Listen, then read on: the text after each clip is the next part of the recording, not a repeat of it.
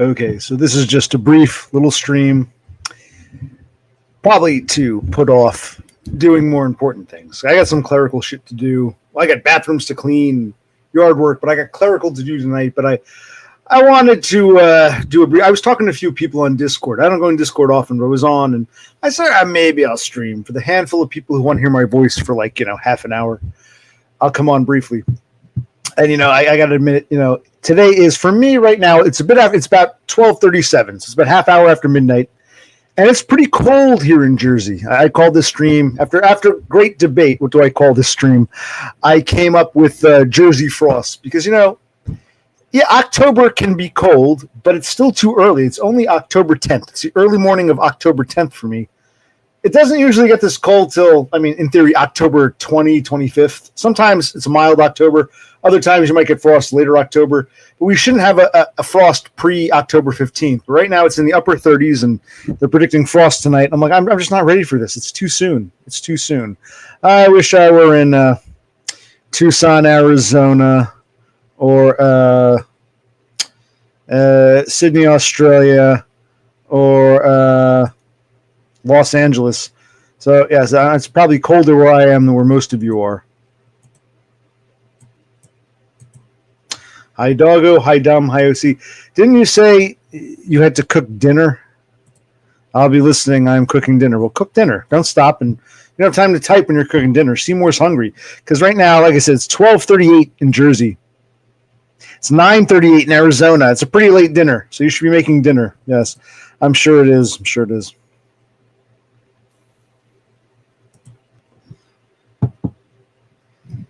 I'm regretting coming on, but I was looking for a distraction because, I don't know.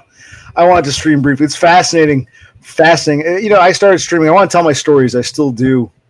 I'm going to, but I don't know. It just seems so... I'm learning a lot about social environments and how you normies... I remember something I read once online about these spurgs saying something like, people will go on about, oh, the horror, oh, the tragedy, how could they do this or that or whatever. And then someone said, yeah, but they're oblivious to they don't even realize that they're guilty of the same crimes. It's fascinating to seeing how people behave in, they might have opinions on outside social environments, but, don't realize how they're much a cog in the machine of the social environment that they're in. And yes, in many ways, for better or for worse, this is a social environment. It's been fascinating. You know what I mean? Well, you probably don't. How could you? Well, I might point it out just for the handful of people who may or may not get it, but I don't know. I wanted to come on briefly and should probably do some shaving. I probably need a haircut soon, even though the weather's getting colder. Terrible time. But they said it's going to warm up in a few days, so it's not quite. I don't want to put the heat on just yet, despite the freezing temperatures tonight. I'll just tough it out under the blankets. But, probably should get a haircut. I can still grow a full head of hair. It's hard to explain, and most of you won't get it, but the people here, of course, won't get it. The people I'm seeing now in chat won't get it, but it's fascinating. The reason I started this channel and what it's become are sort of divergent, but there's still, I'm learning a lot about, as a spurg, I have to intellectualize because it doesn't come naturally to me. And I can see, they talk about theory of mind. There's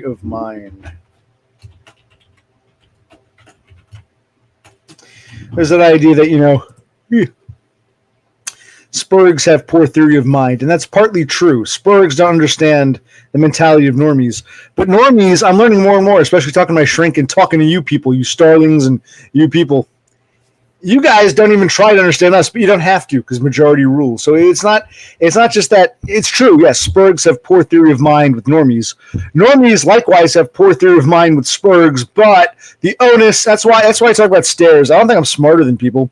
I think I'm more analytical because I was forced to flex that analytical muscle that normies have the luxury of never having to flex because, you don't need to adapt your theory of mind to us, but we're constantly having to adapt our theory of mind to you. Yeah, I want to come on just briefly because I got stuff I should be doing, stuff that's daunting that I don't want to get. I'm getting pissed because I didn't realize both of my vapes are dying. I got two, but they're both dying slowly but surely. This is okay. It's got a charge. What's over here?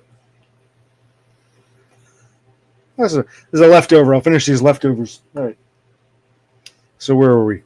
Yeah, no, it's fascinating. You probably, most of you, I'm starting to realize these streams are more and more for me. Like I was saying, there was a stream I did right before I saw my shrink last week, and it was like,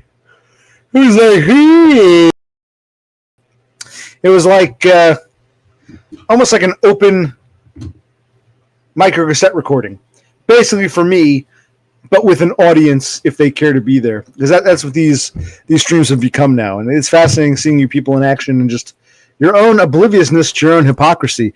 It happens everywhere, and people say, "Man, I was thinking about this. I was talking to a few people about this. It's just the internet, bro." No, man. Yeah, it's not real world. It's nothing to get crazy about. But the internet is a great microcosm because you normies act the same here in this particular social environment that you do in out. So you weren't there in the environment where the nigger bitch tried to run me over, or the dude strangling the liquor store. Those are all foreign environments. Or the behemoth wanted to break my jaw. Those are all foreign environments to you. So you're like, oh, that's crazy.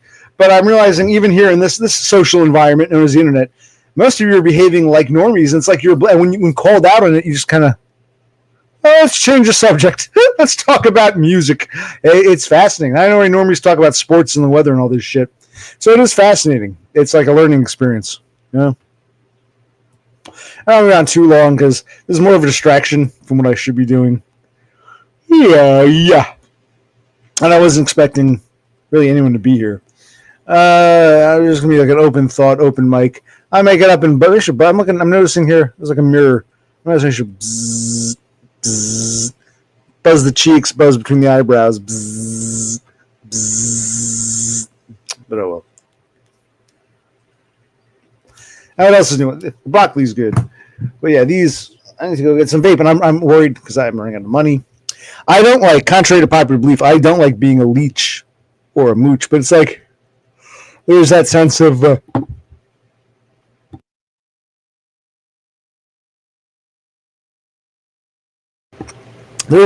why bother. Yeah, the whole thing is pointless. It's like a freaking joke, but.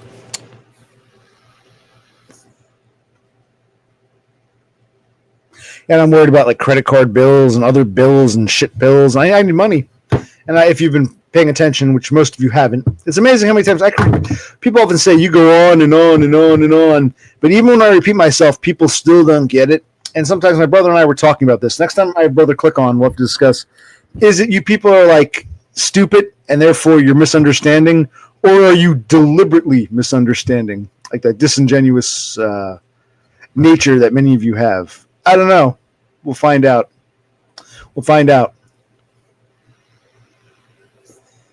But yeah, sleepy. I should take a nap. I think the cold, like I said, I want to put the heat on for one night because if it's going to go back into the 40s and 50s the rest of the week overnight, I don't want to put the heat on for one night. But I think that the cold is really taking out of me. I'm like, I'm going to take a nap. Maybe I should. Maybe I shouldn't stream. I should just lay down. I wanted another beer, so that a good excuse to drink a beer and not do any work is to stream. But the streams themselves aren't what they used to be. It's like, why am I doing this? There is that sense. There is that. It's just for me now. Just me talking about whatever I want to talk about. I'm tired. It's cold. So I got a few minutes. I got my windows open. I don't know if you can see it. I still got my summer window fan in the window because I do like a bit of air blowing even in the colder months. But like the cold is really blowing in the room, and I got a fan. See this little guy? I got a fan in the window, which you probably can't see, and I got a fan. Here, let me show you.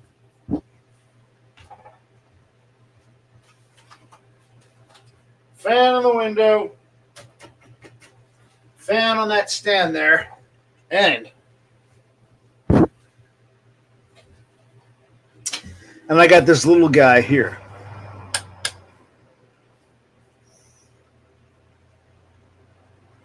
This is Mr. Blizzard. Say hello, everyone, to Mr. Blizzard.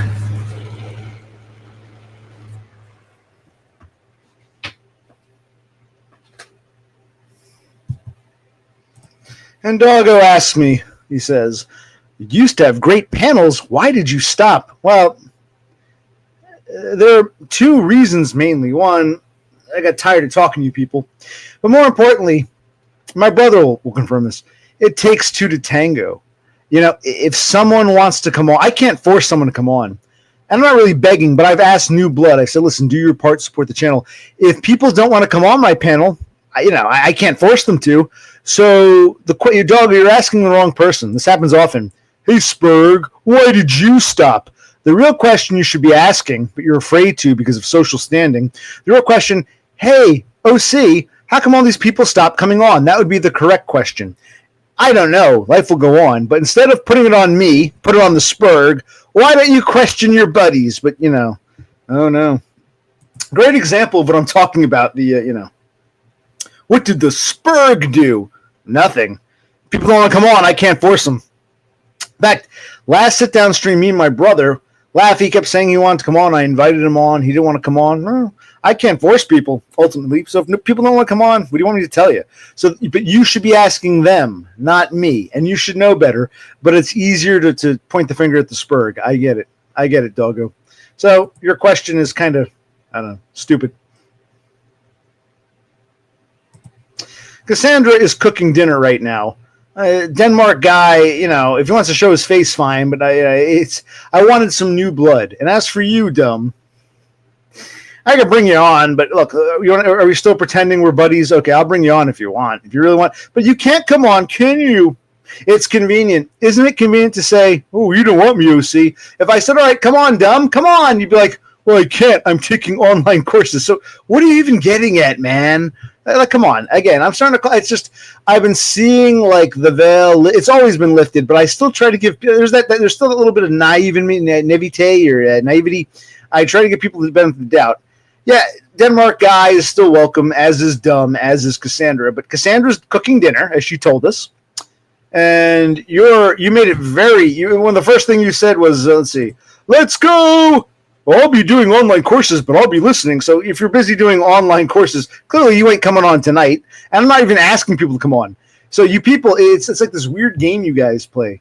No one wants to be on a panel, but then it's like, let's not go on his panel and then criticize him for not having panels. So I guess this is typical, normie punch down. I don't know. I'm just observing. But it's funny to see. The one thing about the internet, even though this is all you can say is bullshit, and it's bullshit, but you can actually point things out that you can't point out in real life. Okay, DUM. I can go back and say, DUM says he'll be doing online courses, but listening. He just likes to bitch for the sake of bitching and saying, "Ooh, you don't want me or Cassandra or Denmark guy." That's not exactly true. If I said, "Come on right now, DUM," "Well, I can't because I'm doing my online courses," that's one thing I love about the internet. I can scroll back and say, "Wait, you went out of your way to go on about your online courses. You went out of your way to point out your self-importance." So it's come on, don't give me. It's amazing. I'm seeing with Doggo. I'm seeing with DUM. It's just fascinating. I'm not hating you. I don't feel hatred. I'm just like, oh, interesting.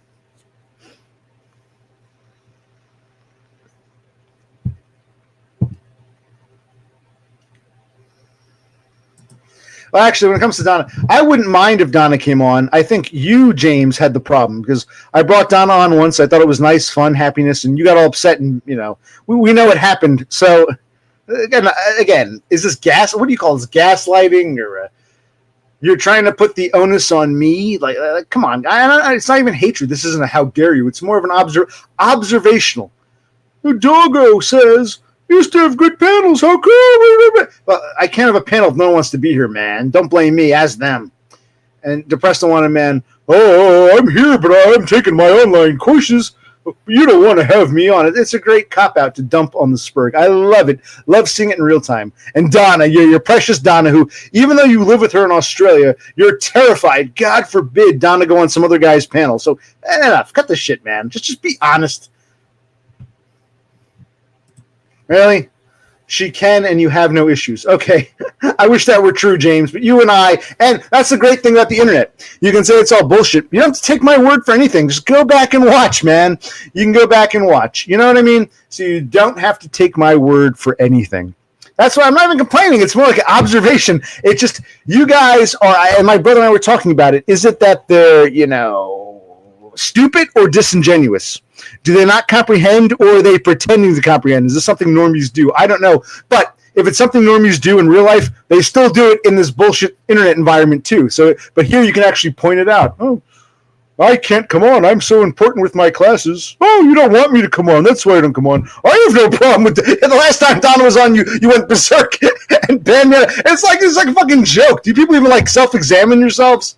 Oh, God, is it funny. Anyway, what else? I was just going to ramble tonight about just bullshit. I wasn't going to stay on too long, but here I am. And no, I don't hate James, but, you know, I even said to my brother, I'm like, you know, we met the guy in real life.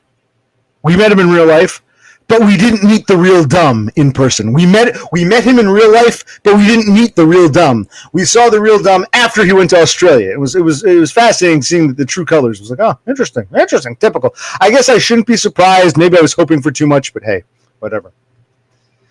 Well, I can post a link, but I really don't want to. I've lost interest in panels. A pity panel. Actually, it's not even a pity panel. I didn't want a panel. You guys make a big deal about, we don't want to come on, but how come you don't do panels, OC? Well, why bother? And so I don't want a pity panel, nor do I even want to do a panel anymore. I've lost interest in panels. This is my micro cassette tape.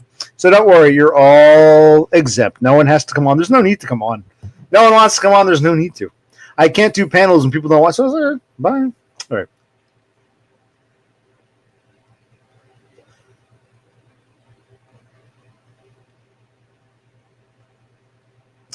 And I was talking to my shrink today, and there's plenty of jobs out there. I'm like, really? Oh yeah, you're still young. Well, to you, because you're in your 70s. I'm like, well, you're still young. You sure? Let's look for jobs. I haven't asked him. I said, if I apply for Neat Bucks, I guess I never should have mentioned this in the first place, but he already knows. So I said, if I apply for Neat Bucks, I didn't say Neat Bucks. If I apply for SSI or SSDI, are you going to use this as an excuse? I tried to help him find a job, but he wouldn't get one. And he was like, oh, no, that's not the case. No, I just want a shisha. So I said, fine. So I give him my zip code, and he's looking, and he's struggling to find a job. And he's like, I don't understand. I thought there were so many jobs, ain't enough bodies. I'm like, no, man. Well, what bullshit fantasy world are you living in? So, yeah.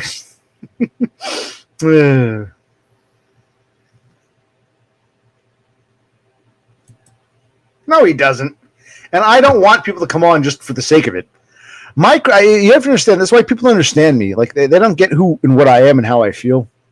I guess they take their own thoughts and project onto me. What I'm saying is, if we do a panel, great. If not, oh well.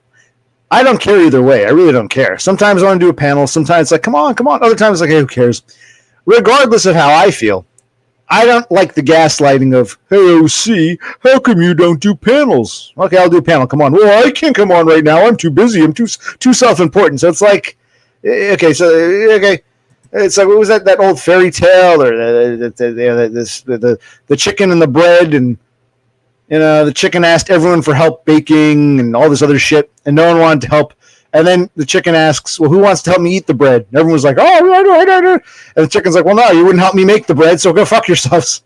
So it was, I forget that fairy tale or children's story about the chicken who bakes bread. And, she asks all the other barnyard animals for help, and no one wants to help her make it, but they're all happy to come eat it.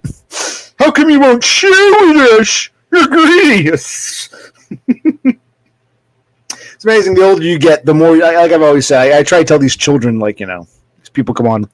In your 20s, you think you're so mature. You think you're so above that, only because your childhood and teenage years are still that close to you. As you get further and further away, you realize, hey, that a whole lot changes. So it's easy for a 20-something to say, you're a child, I'm a big boy. It really takes to be a mature adult to say, hey, things really don't change that much. In my 20s, I thought I was above that. I didn't realize in my 20s I was still pretty much in childhood, and we never really get past it. So that's okay. Anyway. Yeah, it should be, chilly. It is chilly. I think I'm in the coldest place of all the people here. So, and what else? All right. There's,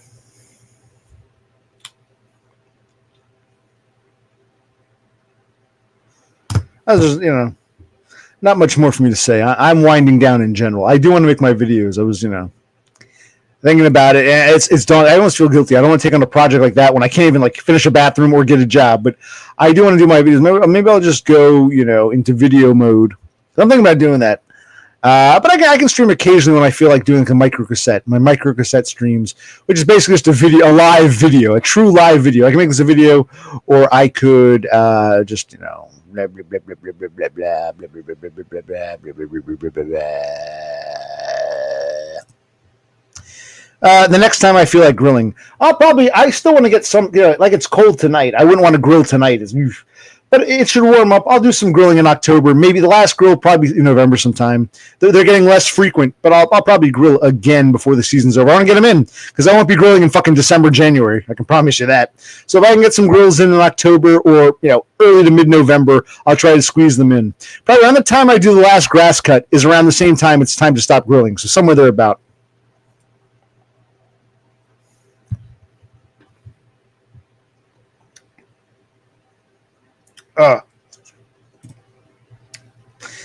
Well, I don't have. Are you saying a TV? Are you saying? I don't understand. I don't have a TV with a built-in VHS. If that's, or you're saying the TV and the VHS? I don't know what you're telling me to recycle. Yeah, it's like you see how they. But it's fascinating seeing the same stuff happens online that happens in real life. And while online doesn't matter the way real life does, with online, you at least have a record of it. You can go back and say, aha, don't take my word, look at that. But normies still behave the same. It's like they don't even realize we're under that microscope. It's fascinating. Fascinating. Know what I mean? But oh well. Talk amongst yourselves.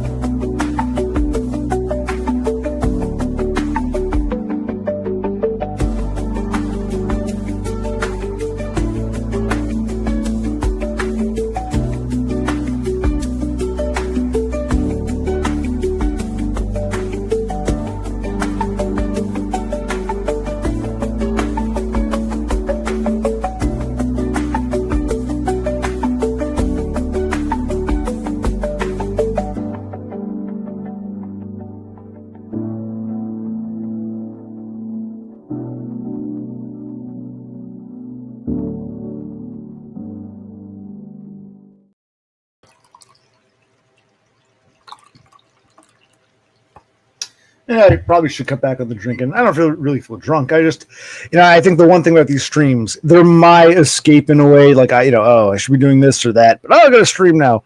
So they're like an excuse to get away, and I can't keep hiding behind, the excuses.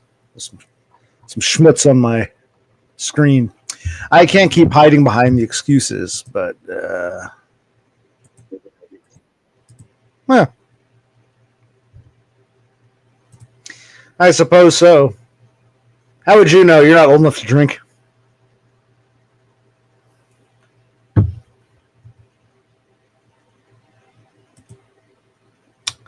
I can't think much else to say. It's been a good half hour or so, other than the 5 minutes or so. Just, I wanted to come on briefly and just, wanted to ramble. My speaker slipped. It's that damn poltergeist again. No, not really. I was telling my shrink this. I apply for a bunch of jobs and no one calls back, and I wonder how much is ageism. I'll say it one more time. You've heard about that T app where women were looking up, like doing Insta search on men. I wonder if there's some kind of employer app where instead, like in the past, used to be, we got to do a background check. You sign a consent form. It takes a few days. I wonder if they have instantaneous background checks and they see other employers, I'm a liability. Or if they just see the fact that I'm fucking 43 years old and say, don't want to touch this. I don't know. Not going well. Oof. Oh, I thought you were 20. I'm sorry. Okay, well, have a beer. Right, but that was for women checking out, looking up, searching men. I wonder if they're unknown sets, there's some like employer version where employers can immediately look someone up by their name and their social security number and know like, oh, all the past jobs they fucked up at. I don't know. Well, it's something for you to think about. It probably won't affect you as much. AI. Well, that doesn't really, how does that? I don't understand. Yeah, but I think just filling out a job application online, I think if the age pops up and they're like, ooh, this guy's over 40, screw it. A lot of these illegals, they don't have to be citizens. As long as they have a sponsor, they can legally work. So, shouldn't you be cooking dinner? Shouldn't you be cooking dinner?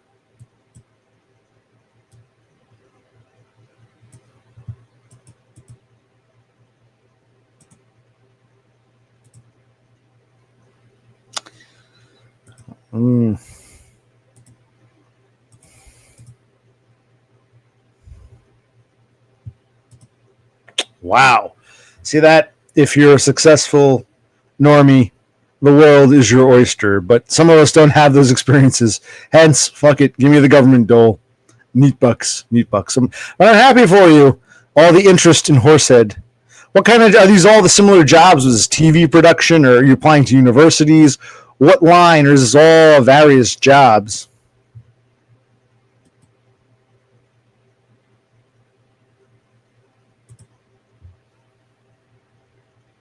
See that?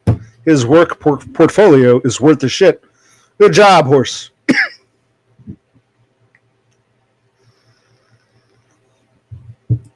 See? How the other half lives, Horse said. How the other half lives.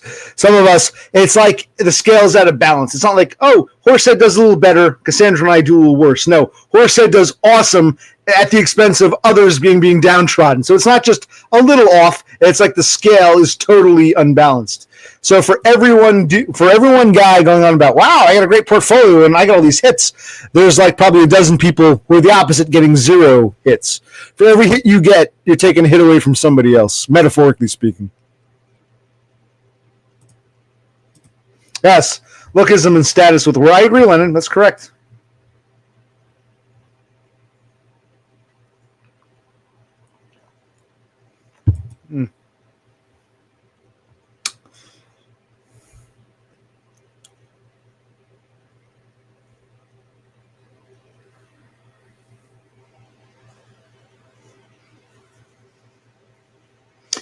In my fantasy, wouldn't it be nice to have like a nice, same exact bedroom, well, maybe a little cleaner, but a nice, comfy apartment that's on, affordable housing, and I'm on my neat bucks, and I don't have a job, or maybe I have like a part-time shit job, but I don't have to worry about running out of money and everything's covered. That's my fan. It might never happen, but it's my fantasy. Can a girl dream? I can picture a nice, even if it's a chilly, cold night. Don't have to go anywhere tomorrow or the next day. Let it snow. Who gives a shit? I'll just play on the internet. I would love that.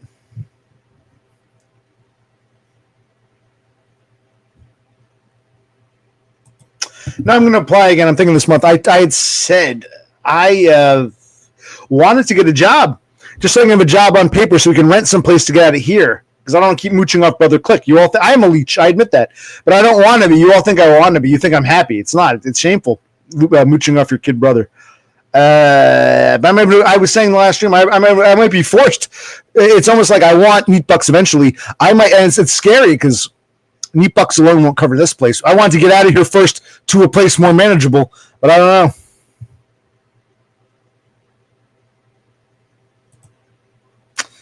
Who's that? Sent My Own Way is applying for SSDI as well. He's still waiting almost a year. Yeah, it could take some time. Who's Sent My Own Way? I've never heard of him, but he sounds cool. I'd like to check him out. If he is trying to become a Neat, I'd like to check the dude out. Who's Sent My Own Way? I've never heard of him. Yes, I understand. Yes, I understand. Once you're on Neat, but once you're on SSDI, you get whatever, 1,000 whatever. Plus, you can work up to a certain amount. Actually, I wouldn't go that high because there's something called a trial work period, and the trial work period is over a certain amount, but there's a lower number that triggers it. What's it called? There's another term for it. Trial work period. What's the other thing called? I forget. There's 2 terms. Trial work period. 1,500 is the max pre-trial work period, but there's something else, like a lower threshold that triggers it. So I'd keep it at like 1,200 tops. Anything over that, they're going to start looking, but well, Doggo, were you looking to get SSI? Because you were against it at first, but now you're telling me your doctors think you're a lost cause. Yeah, but even if, trust me, if you go too high, even if 1,500 is the alleged cap, it's more like 1,200 before. If you go in that safety zone, that not safety zone, that danger zone, you're not at 1,500, but you're close enough. They will look at it and start you. So you want to keep it like, and even some lawyers have said when I've spoken to, keep it under 1,000. I would say 1,200. Keep it under 1,200.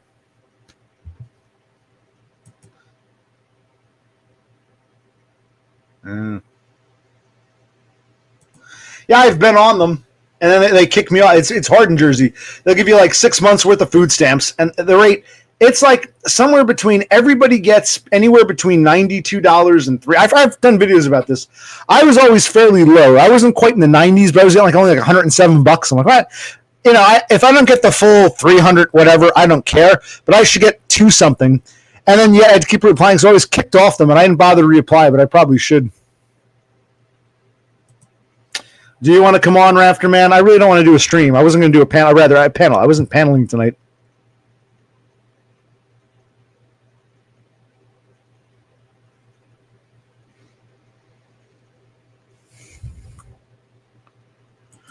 Well, how long ago? Okay, actually, let's talk about this. I'll bring you on if you want to actually talk about this. This is interesting. So you have a claim started. Is it for SSI or SSDI? Which, and how long would you file it? And tell me about the process, because I had a lawyer about a year ago, and they wanted too much from me. I said, what's the point of having a lawyer if I could do all this work?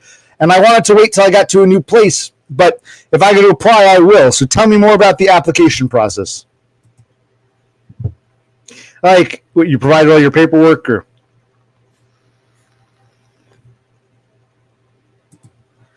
Okay, wow, doggo, you beat me to it. I'm jelly. I'm totally jelly.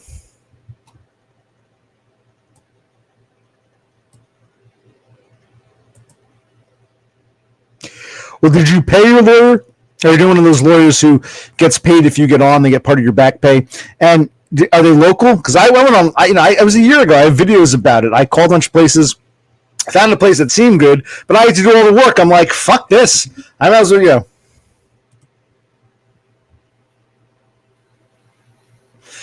Well, in my experience, he'll probably apply for both. He'll probably apply for SSI and SSDI, hoping you get on SSI before you get your SSDI. SSI is harder. It's cheaper. It's less. Easier to get, but you can get kicked off very easily. With SSI, you can't earn anything. So he might be applying for both. So look into that. Look into that. Good talk. This is why I started this channel in the first place.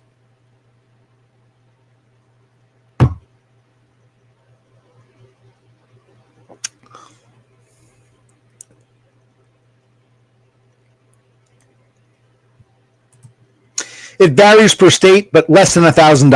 SSI is less than $1,000. SSDI is like premature retirement. You get what you paid into it, and that's usually 1,000, 2,000, 1,000 something. SSI is a flat rate for anybody, but it's under 1,000. SSDI is your monthly wage that you allegedly paid into. Well, it's not about how much I want to earn; it's how much I'm eligible for. Less than 1,000 won't be enough. If I get 1,000 and change, like $1,300, and then I could work a part-time job below that threshold, that like $1,200 threshold, like 3-4 days a week, then yeah, it would be worth it. So my SSDI would be an augmentator to any minor, and I won't care if I lose a job or if I have to quit a job. Who cares? I still got my safety net. So it's not so much how much I want to earn. I'd love to say millions. That's not reality. But more SSI is a flat rate for everybody, and it's like, less than 1,000. SSDI varies person to person, but it's based upon how much there are some people who might make, if you've never really worked, if you're young, you've never really worked, you might make more on SSI than you would on SSDI. But after having worked for 25 some odd years, not quite 30 years, but 20, whatever it is, 2.5 decades, I've paid into it that my SSD, and plus when you're SSDI, there's none of that. But with SSI, there's that whole, remember, you can't have more than 2,000. Remember Todd used to say, I don't have any more than $1,999.99. SSI, they'll watch every penny. If you get a job and go like, get $100, they'll kick out. SSDI, they don't care. You can earn as much as you want. They don't check your bank account. You can accumulate as much as you want. You don't have to empty out your bank account. And then if you work under that threshold, that trial work period threshold, it doesn't matter. Yes, you've mentioned your surgery. This is on the first. Is this right or left leg? And then how long until the next surgery? Because you're having a surgery on one and then the other, as I recall.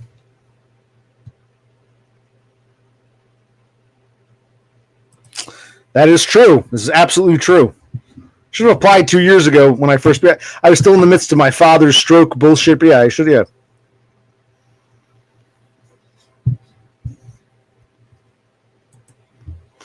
If you're happy and you know it, think again. That's funny.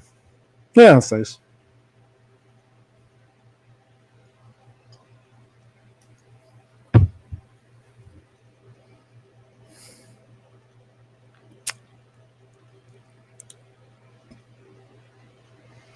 Okay. Little doggo feels optimistic. Horsehead is looking for a job, but if he gets unemployment, that'll be pretty good too.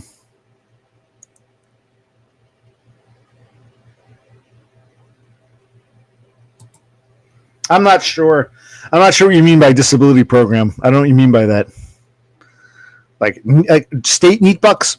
There might be a supplemental payment, but it wouldn't be much. But I don't know.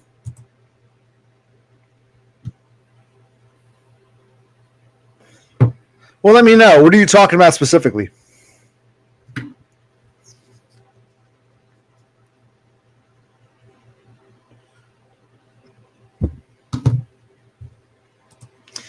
Not really. I mean, there's a welfare program, but you'd be basically homeless for that because they ask you if you don't have a job, how you're supporting yourself. And I say, well, I live with my brother.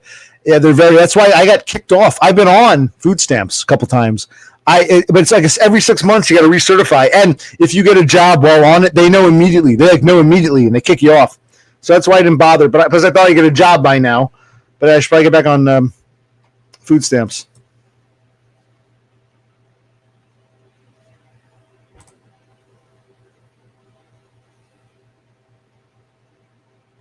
Mm-hmm. You're still in the honeymoon phase, Horsehead. Okay. Okay. Well, this was a good stream. We've accomplished, we've talked, we've laughed, we've cried.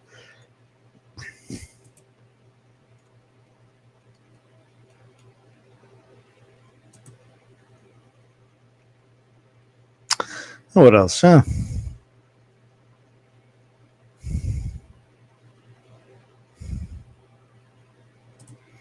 So far, I'm winding down already, I think. I'll try to make it 45 minutes. I'm like,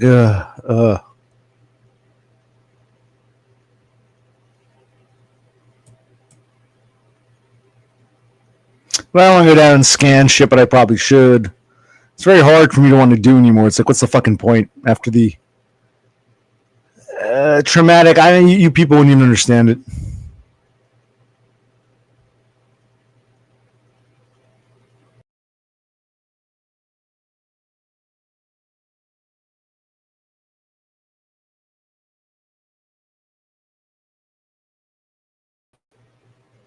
There we go.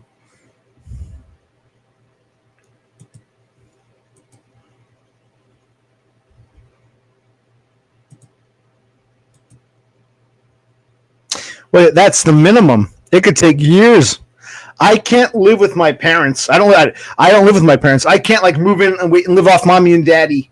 And I can't keep bleeding brother click dry waiting for an approval. But I might have to because no one wants to hire me apparently. So are you still going for SSDI or do you want to go back to work or what was your plan? And you were always against it because I said to you, why don't you go, because with your injuries, your ailments, why not go on SSDI? And you were like, oh, I don't want to. They pay chicken shit. I can make more just working from home. Now all of a sudden you want to be on NeatBucks. So it's kind of like, I don't blame you, and it's okay to change one's mind. But there's almost like you were against it, and now like you're getting it before I am, which is kind of, I've always been for it, and I can't get it. It's like, wow, you're a reminder of how unfair life is. The guy who claimed he didn't want NeatBucks is a shoo-in. Oh, my God.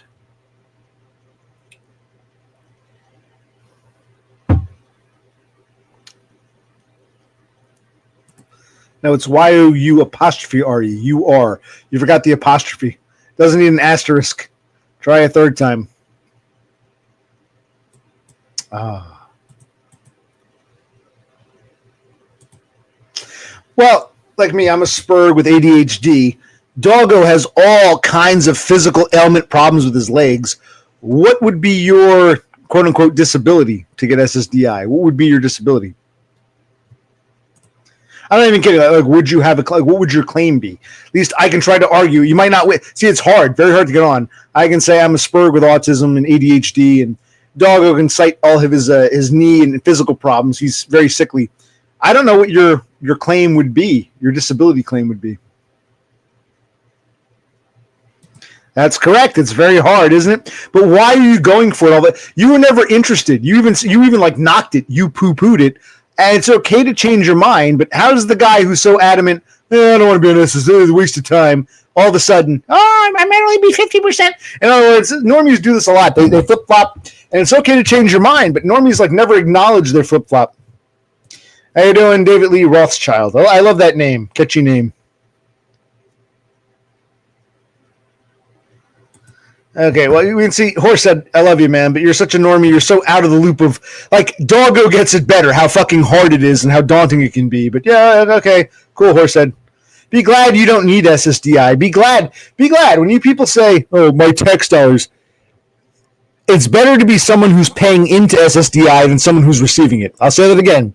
It's better to be a person paying into SSDI than receiving it. Trust me. You don't want to be like a fuck up, mental fuck up, or a physical fuck up like Doggo. It's getting kind of silly now. I was joking, but it's getting kind of silly.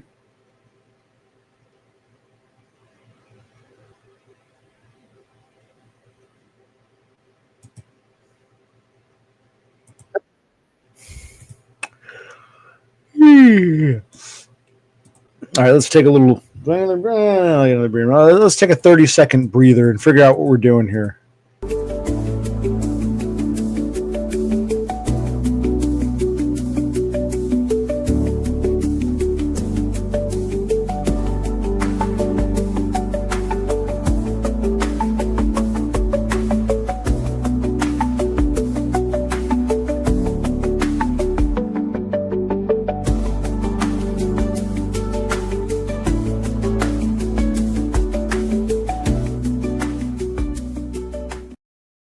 Wasn't that a nice timeout? Now, Doggo, what you thought you'd be magically cured? Maybe you should leave Judaism, convert to Catholicism, go to fucking Lords or that place. Go see if the holy water heals you. Because I'm not even trying to be an asshole. What did you think? I knew when I first spoke to you. I'm like, wow, this guy's pretty physically fucked up. Mentally, he's okay, but he's a physical fuck up. Why not apply for NEPUCs? No, not worth it. You didn't realize how bad you were, and I don't even know you. I've never even met you. It's like, no offense, but do you not realize? What did you think? You'd miraculously be cured? The Saint, the Virgin Mary would. What? I mean, I'm not trying. I'm dead serious. You seemed pretty fucked up the first time you told me about your problems. You were still naive or had that hopium to think you'd magically be cured. Yeah, I can see.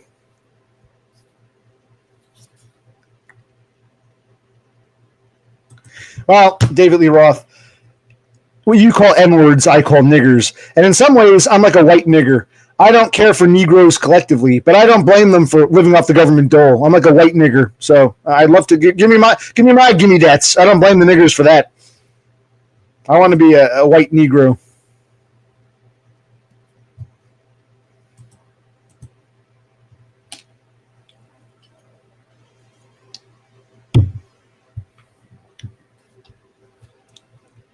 All right.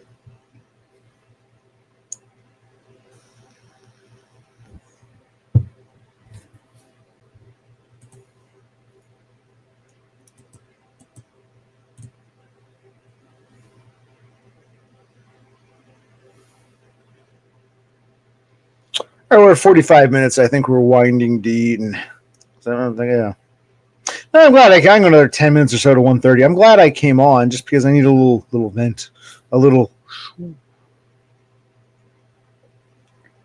I don't think much else to say right now. I mean, I have thoughts that come up every now and then, but. Well, when he first came on, he was quick to tell us how busy he was, how self-important he was. Let me see if I can find it. It might be gone now. When DUM first came on, he said, his first two, let's go! I'm doing an online course. I'm so important, but I'm so he's probably doing his online course, I'd imagine.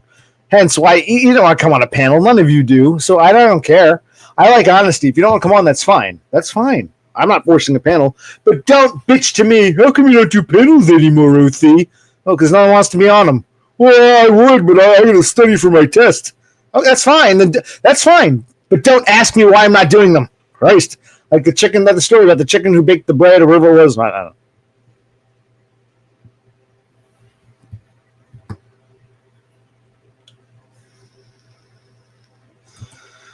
I agree. I like that. My brother got a call from some guy who called himself Senator Chud, and he's like, basically, a gimme dat for white folks, not for blacks, not for immigrants or foreigners. But it's almost like the white people party politicians are always like rich white people. It's for poor whites. I like that. Senator Chud. Interesting character. I'd vote for him.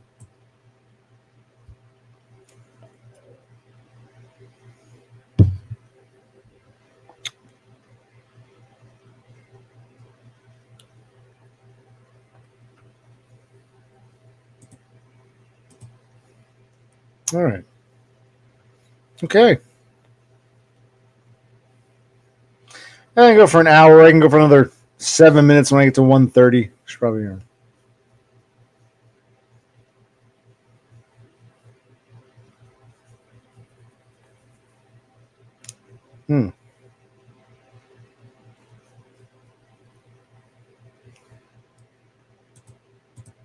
Take another breather.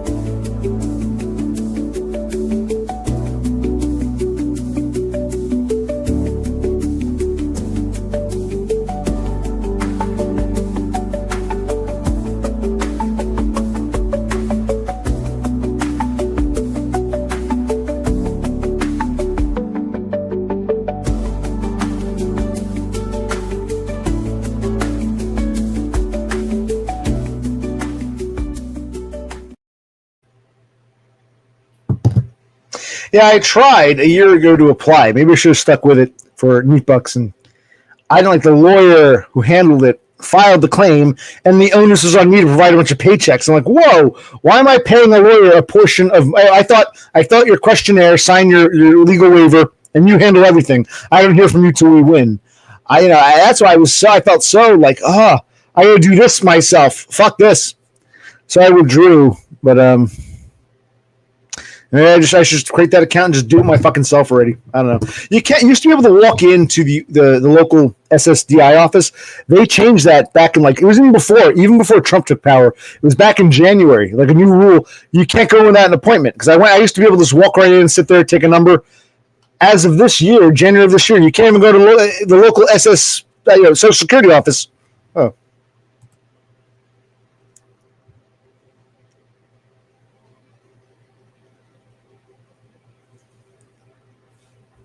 Well, fate.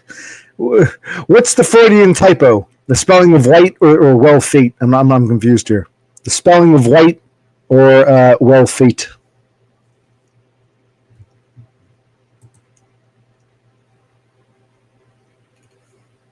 I'm confused.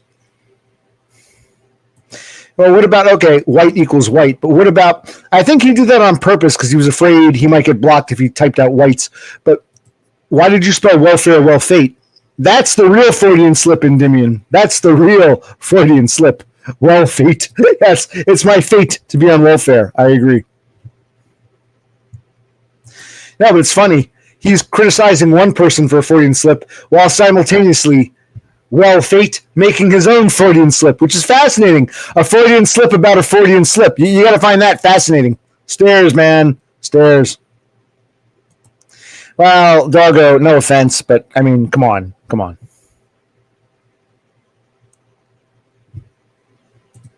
Well, fate. Name for a stream.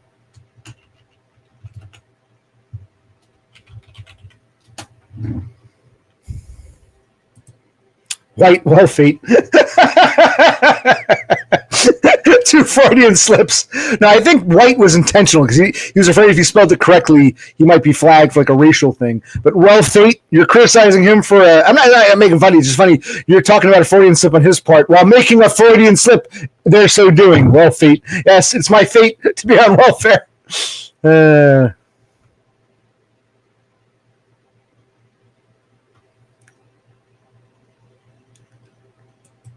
Look, man, it's not his fault. Endymion grew up in rural Mississippi. He doesn't mean to be anti-Semitic, but he can't. He's from a different time, a different place. I don't blame him. So accept it. It's okay. It's okay. If Endymion has something important to say, you'll see it on screen.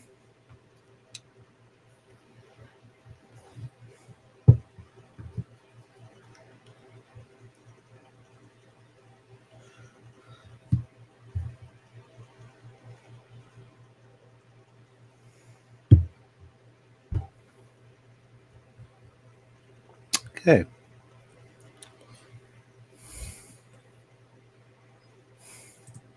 Yeah, just enjoy the vibe.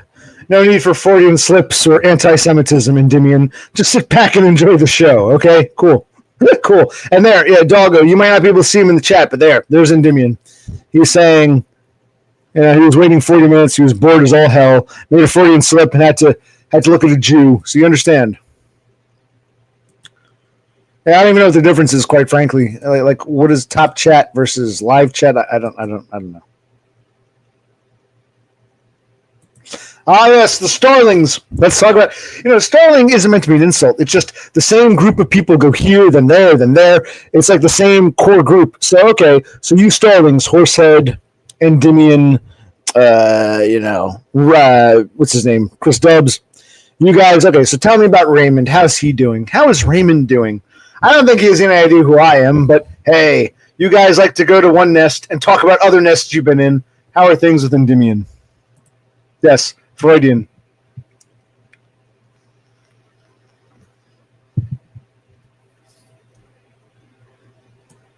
Okay, you all want to talk about your experiences in other nests. Okay. Well, the bigger, like I said, this is a coffee house.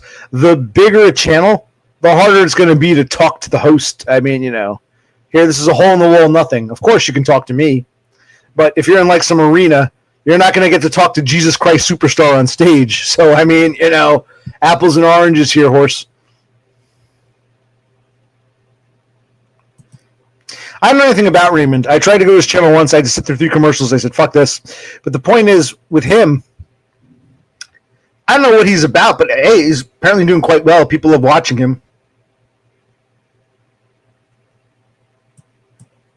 Yes, Horsehead spoke to Christ. Like, Doggo's a Jew for Jesus, but not the Jesus, the Raymond Jesus.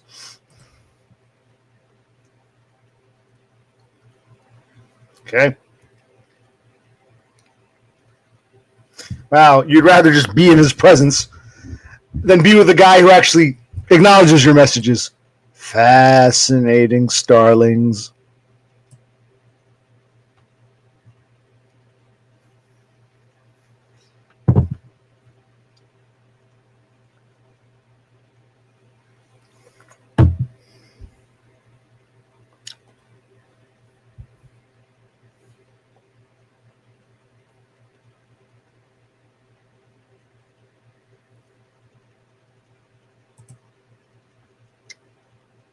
That's fine. He's not okay.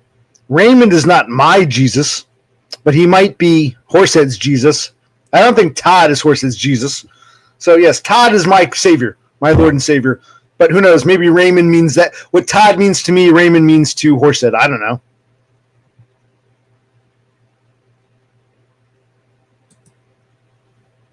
All right, I can either get off now or get one more beer. You pick. I can get one more beer, and I'll decide if I want to stay on or not. Give me a minute. Talk amongst yourselves, etc., etc., etc., etc., etc., etc., etc., etc.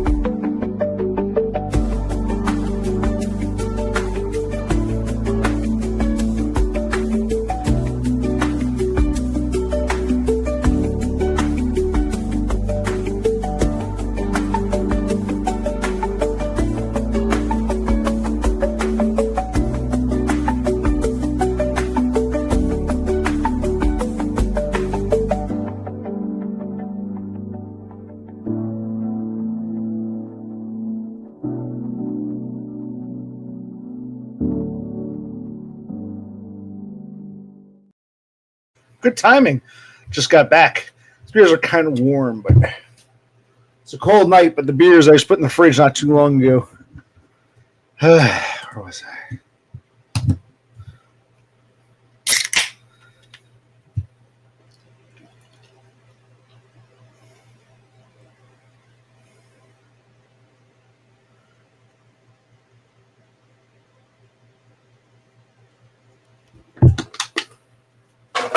Okay, where were we?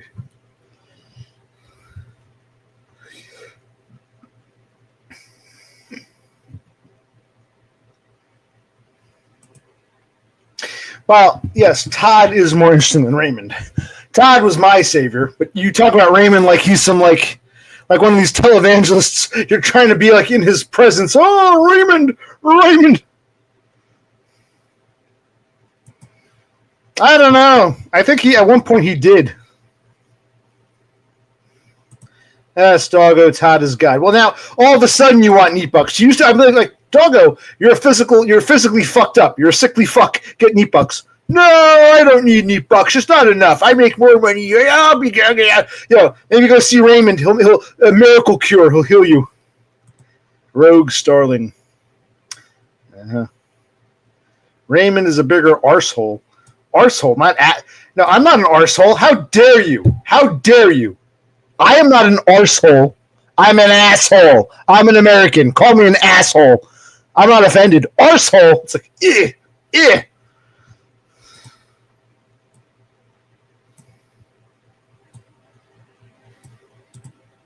Yeah, no, I'm an asshole, but an arsehole? Like, speak English, not British.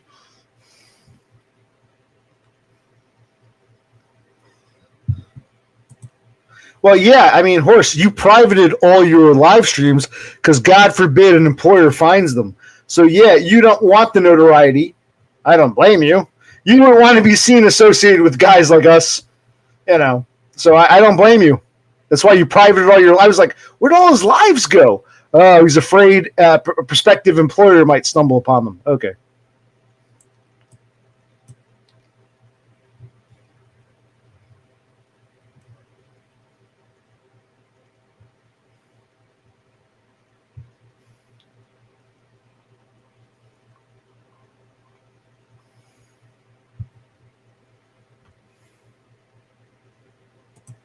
I agree. I will not do a panel unless Horsehead comes on. If you Starlings want a panel, Horsehead's got to come out of his shell and show himself. Jesus Christ. Oh my God. Arsehole is a strange choice of words, but the bird theme, Starling and Hawk, is this Lone Hiker? Jesus Christ. This is Lone Hiker with his fucking bird fetish. But call me an asshole, not an arsehole, moron. I could be wrong, but the bird theme, this seems like something Lone Hiker would do. We've been here, done this. Lone Hawker. Yeah, I like that. Lone Hawker. Cool.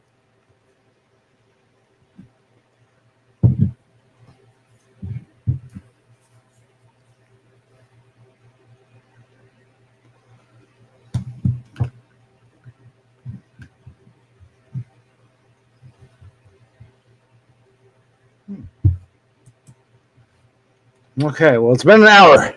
We're at the hour mark. I'm getting kind of tired, but all right, is there anything else to say? So what do we talk about? Doggo didn't want neat bucks, even though I told him to get neat bucks. It's okay to change your mind. It's okay to have a change of opinion, but it's like the oblivious, like, no neat bucks. I want neat bucks now, my lawyer. It's like, how do we go from one extreme to the other? There should be a, wow, hey, OC, you were right, man. I knocked neat bucks. Now I realize you were right. I don't want praise. I like it when people realize, okay, I've had an epiphany. I've changed my mind. It's like they're not even aware of their own, obliviousness.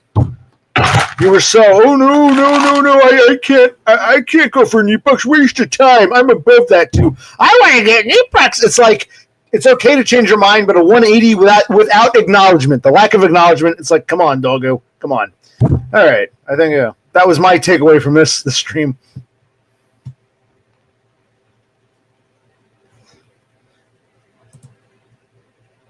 I don't get what is all. What's wrong, Horse?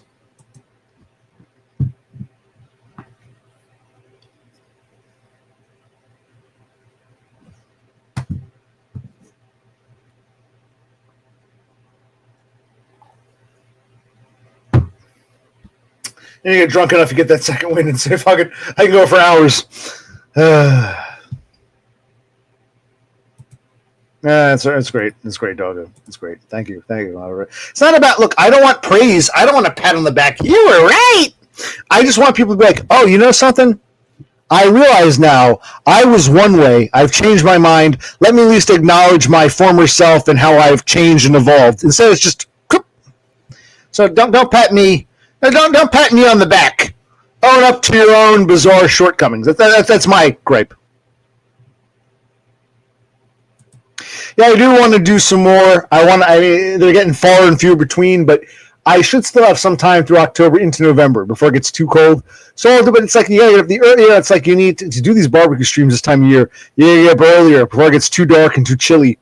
So if my brother and I can get our shit together and get all the stuff there and thawed, and we can start, here's a day off, we can get started like 1 o'clock in the afternoon. Yeah, because I'd like to. But it's getting harder and harder to fucking grill in the evening because it gets too dark, too quick, and too chilly. Once the sun goes down, it's too Like tonight, frosts. I'm like, it's too early for frost. It's still early January. Feels like January. It's early October. I can understand frosts in later October, like October 20th, 25th. October 10th is 19th to the 10th. It's too early for frost, but hey. But we'll see. It should warm up, and I want to try to do a few more grill streams for the season. Yes.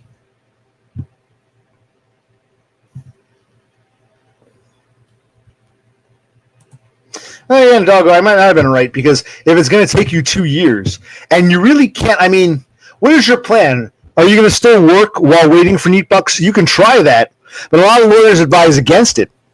I mean, you might have a nice nest egg, but, they're going to say, because Social Security might say, well, you want neat bucks, but you're still working. What the fuck? You can still do a job remotely. You can still do a job. So are you planning to stop working or work bare? I don't, because if they see you can work, they're going to say, now you get it. What I've been aware for the past fucking 5 fucking years since discovering Todd Thundercock, you're getting now. Okay, cool.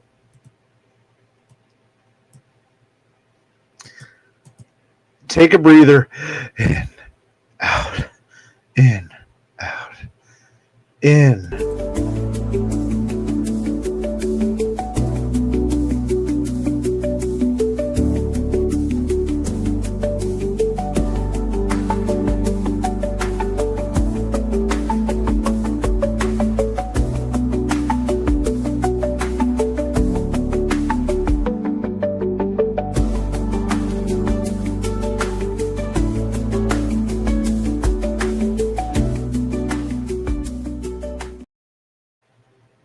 And I can see we're winding down. If I take a 30-second breather, nothing changes.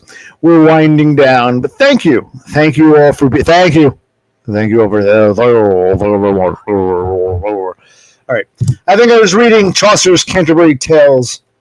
I was reading the Middle English text, but with a modern English flair. F-L-A-I-R, flair. Shall I go back to the Canterbury Tales? Should we end with another verse or two from the prologue? Me reading, I'm not going to try to do the Middle English pronunciation, but reading the Middle English text with translating automatically in my mind to see, Hold on a minute. Now, Raymond wants money. He wants fucking money. I mean, I'm not saying I blame him, but he's become a fucking institution, a corporation. So, I remember Dev Pike thought he was sexy. Dev Pike thought Raymond was sexier than DUM. Now, ultimately, women are the choosers. I can't speak for women, but if I were a faggot, if I were a complete and total faggot, I would pick. I'll still say this: if James is listening, you're an asshole, James. But I would rather be your boyfriend, be your lover, than be Raymond's lover. Like I said, Raymond would probably want to yap about bullshit. DUM would go out and fix the roof, cut the grass, or I get drunk on the couch. Yeah, I'd rather be a fag for DUM than a fag for Raymond. I've always said that. And what's his name? Dev Pike was upset. Raymond's great. He's great. No, he's not. He'd lecture, but do fucking nothing. I mean, maybe he makes more money, but no, I'd rather be. I get where Don is coming from. I'd rather be. All right, honey, I'm going to sit on the couch and get drunk while you cut the grass. Spackle the bathroom. Reshingle the roof. And the lady will take me out for dinner. Now, I'd rather be in a if I were a fag, I'd rather be in a relationship with Dumb than with fucking Raymond. Ugh. You should be flattered, James, if you're listening. You pissed me off, but I like you better than Raymond. He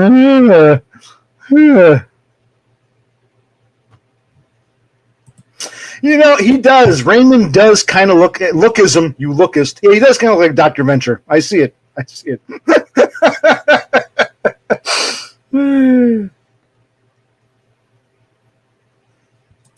It's not even about the sex. It's about who. If I got to be a fag, and me and this other dude are living together, we're like a couple.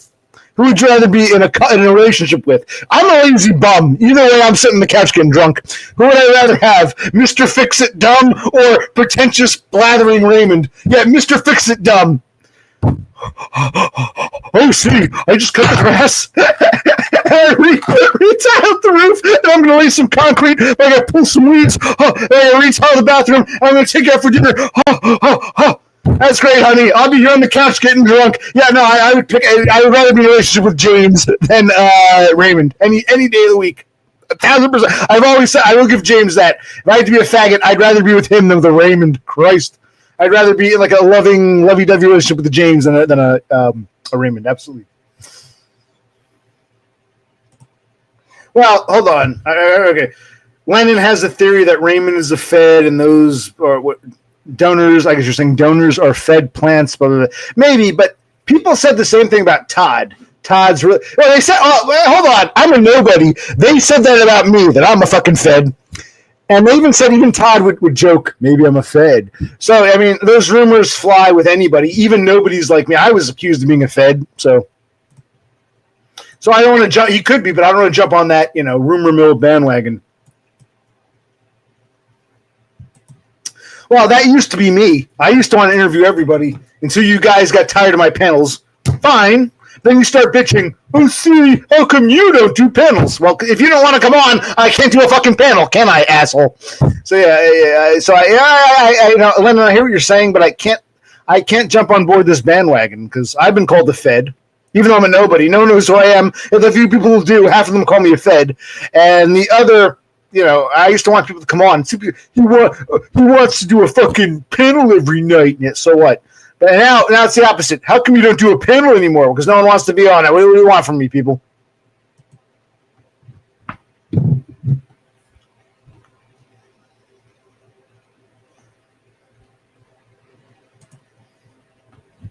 Yes.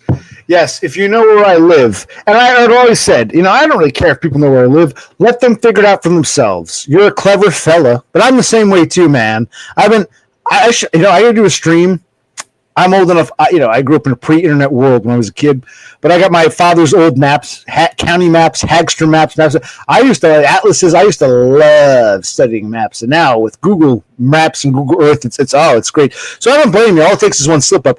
But yeah, you see my backyard. You can see all the Yep. Well, actually, it's partly because I used to cut the grass like in a day or two. Now it's like, cut this side, cut that side, cut that side, cut that side. But yes, thank you. You like the designs. And again, they don't really update those maps that often. You're probably looking at something from like 2 or 3 years ago, but who knows? But thank you. We still have that, James. We still have that. You broke my heart. Like, I don't care about Raymond. I don't care when DBF acts like an asshole. Who cares about those people? I guess it says something. Like I always said, the more you suffer, the more it shows you really care. Right? Yeah. I want to hit you, but I guess I can't because I guess a part of me will always love you in a way that I can never love a Raymond or Destroyed by Floyd's. You're very special. I don't want you to be. I want to hate you, but you make it impossible. You make it impossible, you son of a bitch. Exactly. Sex aside, I'd rather be in a gay marriage with Dumb than that. I'll fully admit to. Oh, absolutely. Raymond, he's going to blather about bullshit. Like, I'm trying to get drunk. The grass needs to be cut. I ain't cutting it. Either you get out there, you shut the fuck. Yeah, James would be out there cutting the grass. Raymond would be going on about whatever his fucking problem is. You're not meeting my needs. The disenfranchised proletariat.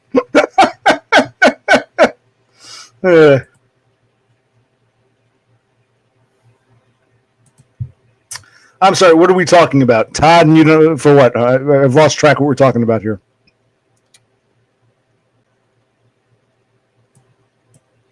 Oh, about being a Fed. Yeah, I think they didn't like me asking questions to their idol. They were the gatekeepers of their idol. But he was my idol too for different reasons. I don't want to be his buddy. I saw him as a brilliant philosopher.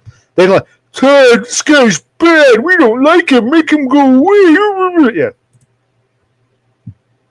Oh yeah, not just trolls. I think ignorance, stupid people. A lot of them. A lot of stupid. Yeah.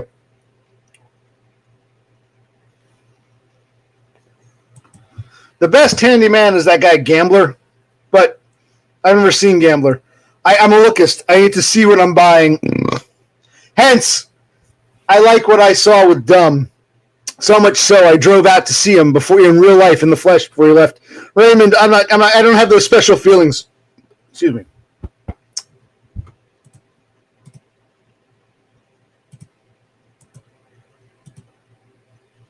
All right. That's hearts on YouTube, but it might not come up as hearts on StreamYard. It might come up as like a box. I don't know. StreamYard can't read all the various. So I don't know. Whatever you might. If you're seeing a box, it's supposed to be hearts. But thank you. I love you all. I love all of you. Hurt by the cold. It's cold tonight. So hard and lonely too. When you don't know yourself, my friends are so depressed. I feel the question of your loneliness. I heard a little girl, and what she said was something beautiful. She said, I know how to express this emptiness. I love all of you starlings, hurt by the cold, so hard and lonely too, when you don't know yourself.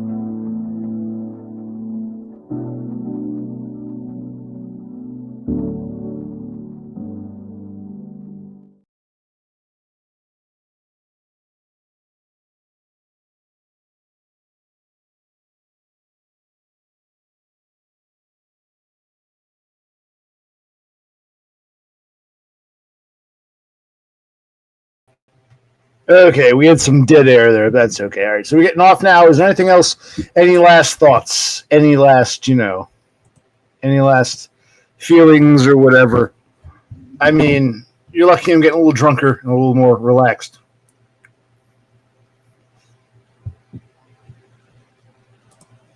I don't know what you're saying here, Lennon, but I guess it's positive, so thank you. Whatever you're saying here, I'm too stupid to understand it, so thank you. If it's okay, even if it's an insult, thank you. Thank you.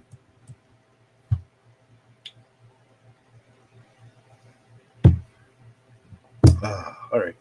Time to say goodnight. Do we need a poem? Well, it's one. I'll go 10 minutes, 9 minutes. I'll go to 2 o'clock and I'll call this. What do you want to talk about for the last 10 minutes, people?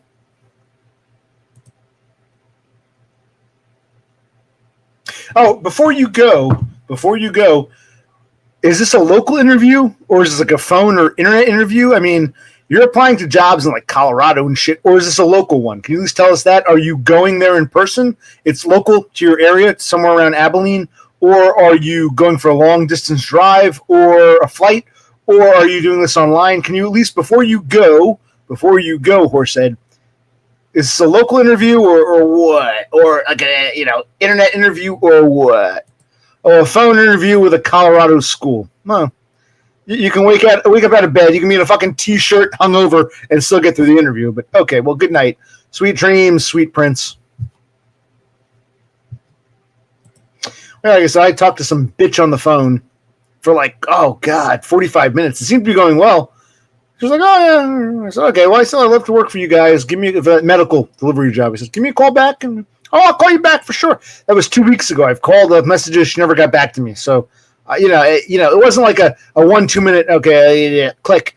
She was asking me all these questions. I was it was like a real in-depth interview. I thought I'd go to round 2 where I go in person.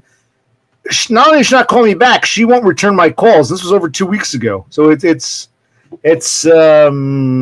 disheartening. Disheartening.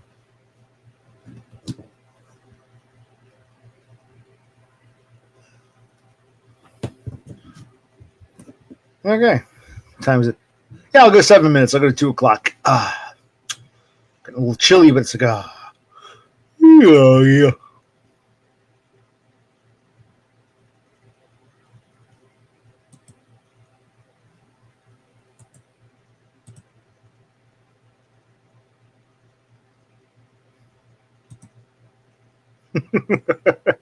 See, this is why I call out people on their bullshit, but okay.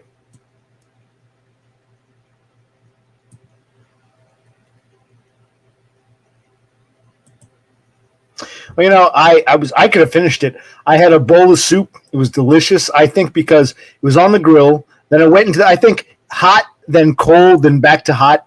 It was delicious. So I saved a bowl for Brother Click. And the beans were phenomenal. What I did was, I could have finished them again. I took half. I kept half a bowl of soup for Brother Click tomorrow, half a bowl of beans. I put the beans in the microwave, took them out, a little bit of salt, and honey. I did I squeezed the honey, and the honey really gave it that. So the beans with the honey and a little bit of salt and honey was fucking delicious. I could have finished them, but I said let's save some for Brother Click. And the soup. The soup was actually better, I think, the second night than it was, off the grill. It was good off the grill. It was better the second night. It was more than a drizzle. It was more than a dollop or a drizzle. It was kind of like a super drizzle. Oh, yeah. We refer to this as the broccoli one. Oh, that's I thought you meant the broccoli, because remember, I added broccoli florets to the soup. It was delicious. The soup, the broccoli, it was better the second night than it was when it came off the grill. And the beans with the honey and a little bit of salt. Oh, I got to tell Brother Click tomorrow. Don't just have beans, add some honey. Oh, I got to tell him. Yeah, mega drizzle. That's right. All right, so we'll get off soon. Anyone want to come on to the panel that you all claim you want to come on to? I'm not sure if it'll work up here because I'm on my Windows XP shit computer. If anyone wants to come on, cool. If not, I don't care. Oh, it was fucking phenomenal.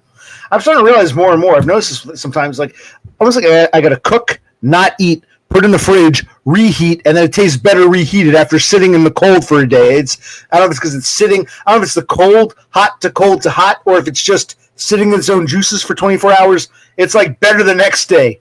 The beans and the soup were phenomenal the day after. I got to tell Brother Click, don't just eat those beans. Hold on, let me take care of it. Let me nuke it for a little over a minute and put in some the mega drizzle. The mega drizzle of honey with the little pinch of salt, a dash of salt.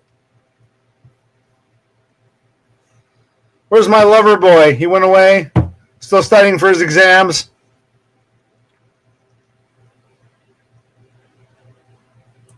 Yeah, it's like a natural marinade. Like you said, marinating it. It sits in its own juices for 24 hours. Of course, the cold helps because if you left it out, it would start to spoil. So the cold helps keep it preserved. But you're right. It's letting it sit and marinate, and the flavors meld together. Hot, cold. Yeah, it's fucking delicious. Now the beans and the soup were better the night after.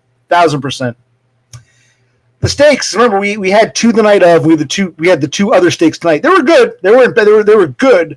But they lost that grill taste. They were still good, but they lost that. You got that off the grill.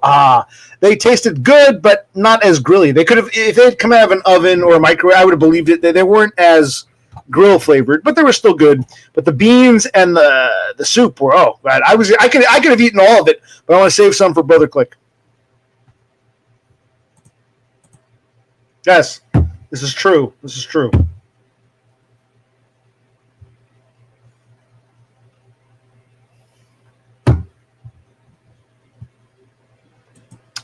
There's a dish I love. My brother always hated it, and I get it. It looks disgusting.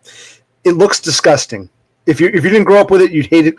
But it was an old recipe. Rice and lentils. I love it. My brother hates it. Rice and lentils with olive oil and lard. It looks disgusting. It's like brownie, soupy shit. I love it. And I noticed rice and lentils always tasted better like 2 or 3 days later. My mother would cook them. I'd eat. We'd put the leftovers in the fridge. Day or two later, you take it out, microwave it, or reheat it, and it was so much better the next day. All the lard and the olive oil would sit with the rice and lentils. My brother always hated it because it was too brown and too, he didn't like the dryness of lentils. I always loved rice and lentils. I should make some sometime. I don't have the recipe. My mother always made it. She never taught me. My brother never. Not exactly. It's not really a soup. It's liquidy, but it's not a soup. No, it's not not quite like lentil soup. No. Yeah, baked goods. I want to bake some cookies on the grill. I want to bake some cookies. I want to bake some. Yeah, numbnuts. Yeah, numbnuts. Here you go. This one's for you, numbnuts. That one's for you, numbnuts. I know he's not coming on, but I'm just pointing out, with the internet, you can point out the hypocrisy. People like to bash me. You see what you do this to me, but then you can see in real time. Don't take my word for it. Don't take my word for it. You see how people are. No, it was maybe I can ask my brother to get the recipe from my mother. It was an old family recipe. Like I said, it looks disgusting. If you didn't grow up with it, you wouldn't like it. My brother never liked it. Me, my sister, my father. I don't think my mother even liked it. It was my father's side of the family. My father, myself, and my sister always loved it, especially it's not like lentil soup. No, it's hard to describe. It's very hard to describe what it was. But, All right, hold on. We'll be quick. All right, what do you want? What's up? There's a very kind word you said. Very what? Very kind word. Oh, that I'd rather be a fag for you than for Raymond? Yes, you should be honored. Why can't I hear you very good? But before I went fag, I'd want to get with Donda first. Is my lady love there? I want to see Donna in bed. That would so turn me on. Show me Donna in bed. No, I'm in bed waiting for you. That's awesome. Is Donna there too? That would be awesome. Is this a way just to get to me? Is this just a way to get to Donna? Whoa.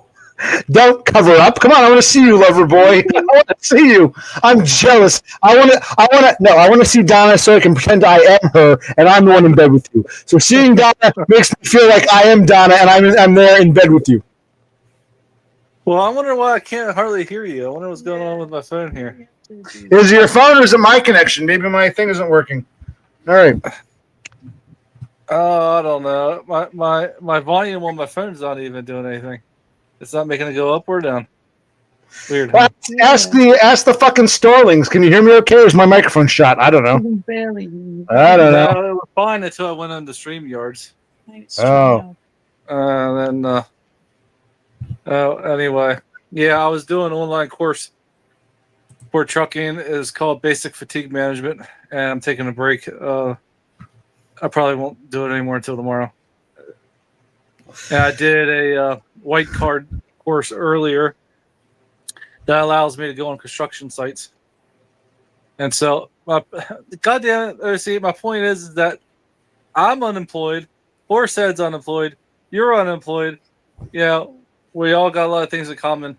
We can. I'm mooching off my brother. You're mooching off of Donda. I see. So yeah, okay. But what's that? By the way, I was streaming while you were streaming. I didn't get to watch your stream, but I did go over. I was perusing, but I didn't have time to watch it. I'll go back and watch it. So I didn't see your stream, but it was nothing. We were just hanging out. You got to remember, there's one part I did see. I've always told you. You told Bob Smith to come over to my stream. Oh no, Bob Smith is Millennial Tomb. He's already been on my stream. More importantly, I've always said, I don't care if you're talking about me and someone says, who's OC? And you send them, that's fine. I just said, don't recruit. Don't say, everybody. Oh, yeah, I remember that part. I said, don't recruit. So don't recruit. Don't encourage people to come who don't want to be here. But if someone says, hey, who's OC? I've said this a million. Even my brother was like, we saw some. I didn't watch the whole thing. I'll go back and watch it. I promise I will watch your stream. But I remember you said, you don't have to. I just wanted to say Bob Smith, Millennial Tomb. Bob Smith is Millennial Tomb. We know who he is. He's been on both of our streams. But even I've said this before. It's okay. It's perfectly all right if anyone mentions me in passing and someone says, who's OC? That's fine. I was just talking about, don't try to recruit. Don't say, everybody go to OC, sign up for OC, subscribe. I said, don't recruit. But you can mention me in passing. I thought I made that very clear. And I also made it clear I knew about the whole corn. Can you hear me?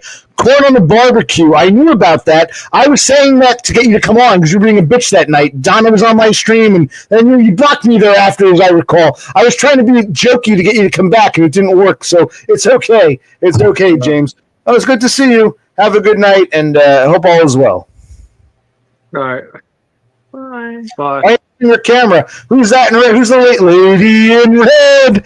Could be dancing with me, cheek to cheek. Nobody here, just you and me. It's where I want to be, and I hardly know that beauty by my side. Never will forget. Turn the camera. Never will forget the way she looks right now. I was just thinking that to her last night. See, great minds think alike, man. We had to please our lady in red. There she is. Hey, another thing. There's one other thing I wanted to say real quick. I forgot what it was, though. Oh, yeah. You were probably going to answer. What's more interesting than me grilling? I was wondering, how are things going with, are you integrating with Donda's kids, with her family? How's everything going? How's Max? How's the daughter? How's life? We're integrating well, right? And yeah, but I can't really. We shouldn't really be talking about things. Everyone's getting along swimmingly. Yeah. Oh, okay. Swimmingly. Okay. There's some things off topic OC which you don't seem to understand. No, I don't. So when are you meeting more of Donda's extended family? Yeah, for some reason when I control this on the side, it doesn't turn. Now you're too loud, and I can't turn you down. That's right. You can't turn me down. You can't turn me off. But you can turn me on. You can turn me on anytime. Lady in red is dancing with me, cheek to cheek. Good song. Yes. You remember the artist? Krista Berg. Oh, you did? Okay. All right, she did too. I didn't know who it was. His daughter was hot. You ever see his daughter? She might be kind of old now. Krista Berg's daughter was pretty hot. Ah. You can look her up later. I'm Googling it right now. Well, I guess I didn't have anything else to say. I know you didn't. You're just coming on to show your face and try to be like, okay, that's great. Virtue signaling. Thank you, James, for virtue signaling. But it was worth it so we can see the lady in red. Why don't you turn the camera so we can all see lady? Oh, wait a minute. Someone else wants to say hi to you. I want to see the lady. Oh my God. I can talk to him later. I want to see. Show me the lady in red, and you can talk to Denmark guy. Show me the lady in red. Come on, lady in red. Hey. Lady in red. Hey, you turn away. I want to sing. I want to serenade. Denmark guy. Yeah. Good morning. Okay, how you doing, my friend? Yeah. How is the weather? It's the sun is shining. Oh, it's gorgeous. Yeah, it's good. That's It's nice. cold over there where OC is at, but it's warm here. Okay. Yeah, we still haven't gotten our what was that? The sugar? The monk. He said he couldn't hear me, so I was trying to be extra loud. I want to see, because I hardly know that beauty by his side. I never will forget the way the bitch looks right. Well, Denmark guy, what do you think about OC complaining how nobody wants to come on, and then when you try to come on, and he's like, I don't want you to come on. How do you feel about that? It's because he's racist against Danish people. I wasn't listening. I'm still singing Lady in Red. On a side note, I can't stand the fucking Danish. I fucking hate them. I'm racist against them. But Lady in Red is sleeping in bed next to me. I'm pretending I'm James, cheek to cheek. Never will. And then, yeah. There's a lot of anti-Danish, sentiments out there. Wait. I love Carlsberg and I love Denmark Andy, the cocaine dude. So how can you say? And I love the Little Mermaid and Hans Christian Andersen. So how dare you say I'm anti-Danish, you racist fucker? He knows Hans Christian Andersen. That's cool. Yeah, he's. I checked it already. Oh my God, the Little Mermaid, the little match girl. Hey, the Lady in Red, welcome back. Just starting about feeling. Hello. Damn it, OC. I'm not even supposed to be here. Well, okay, where are you supposed to be, Lady in Red? I'm supposed to be in the kitchen Doing what? making sandwiches. Making it for whom? No, I was checking on a brownie that James had put in the oven, and now he's run off and gone to check it and left me here. A singular brownie, not brownies plural. No, sorry, he's made 2 lots of brownies. Okay, that's great. I've lost interest in him and brownies in Denmark. Guy, what are you up to, Donna? How are you feeling? How you been? I am good now.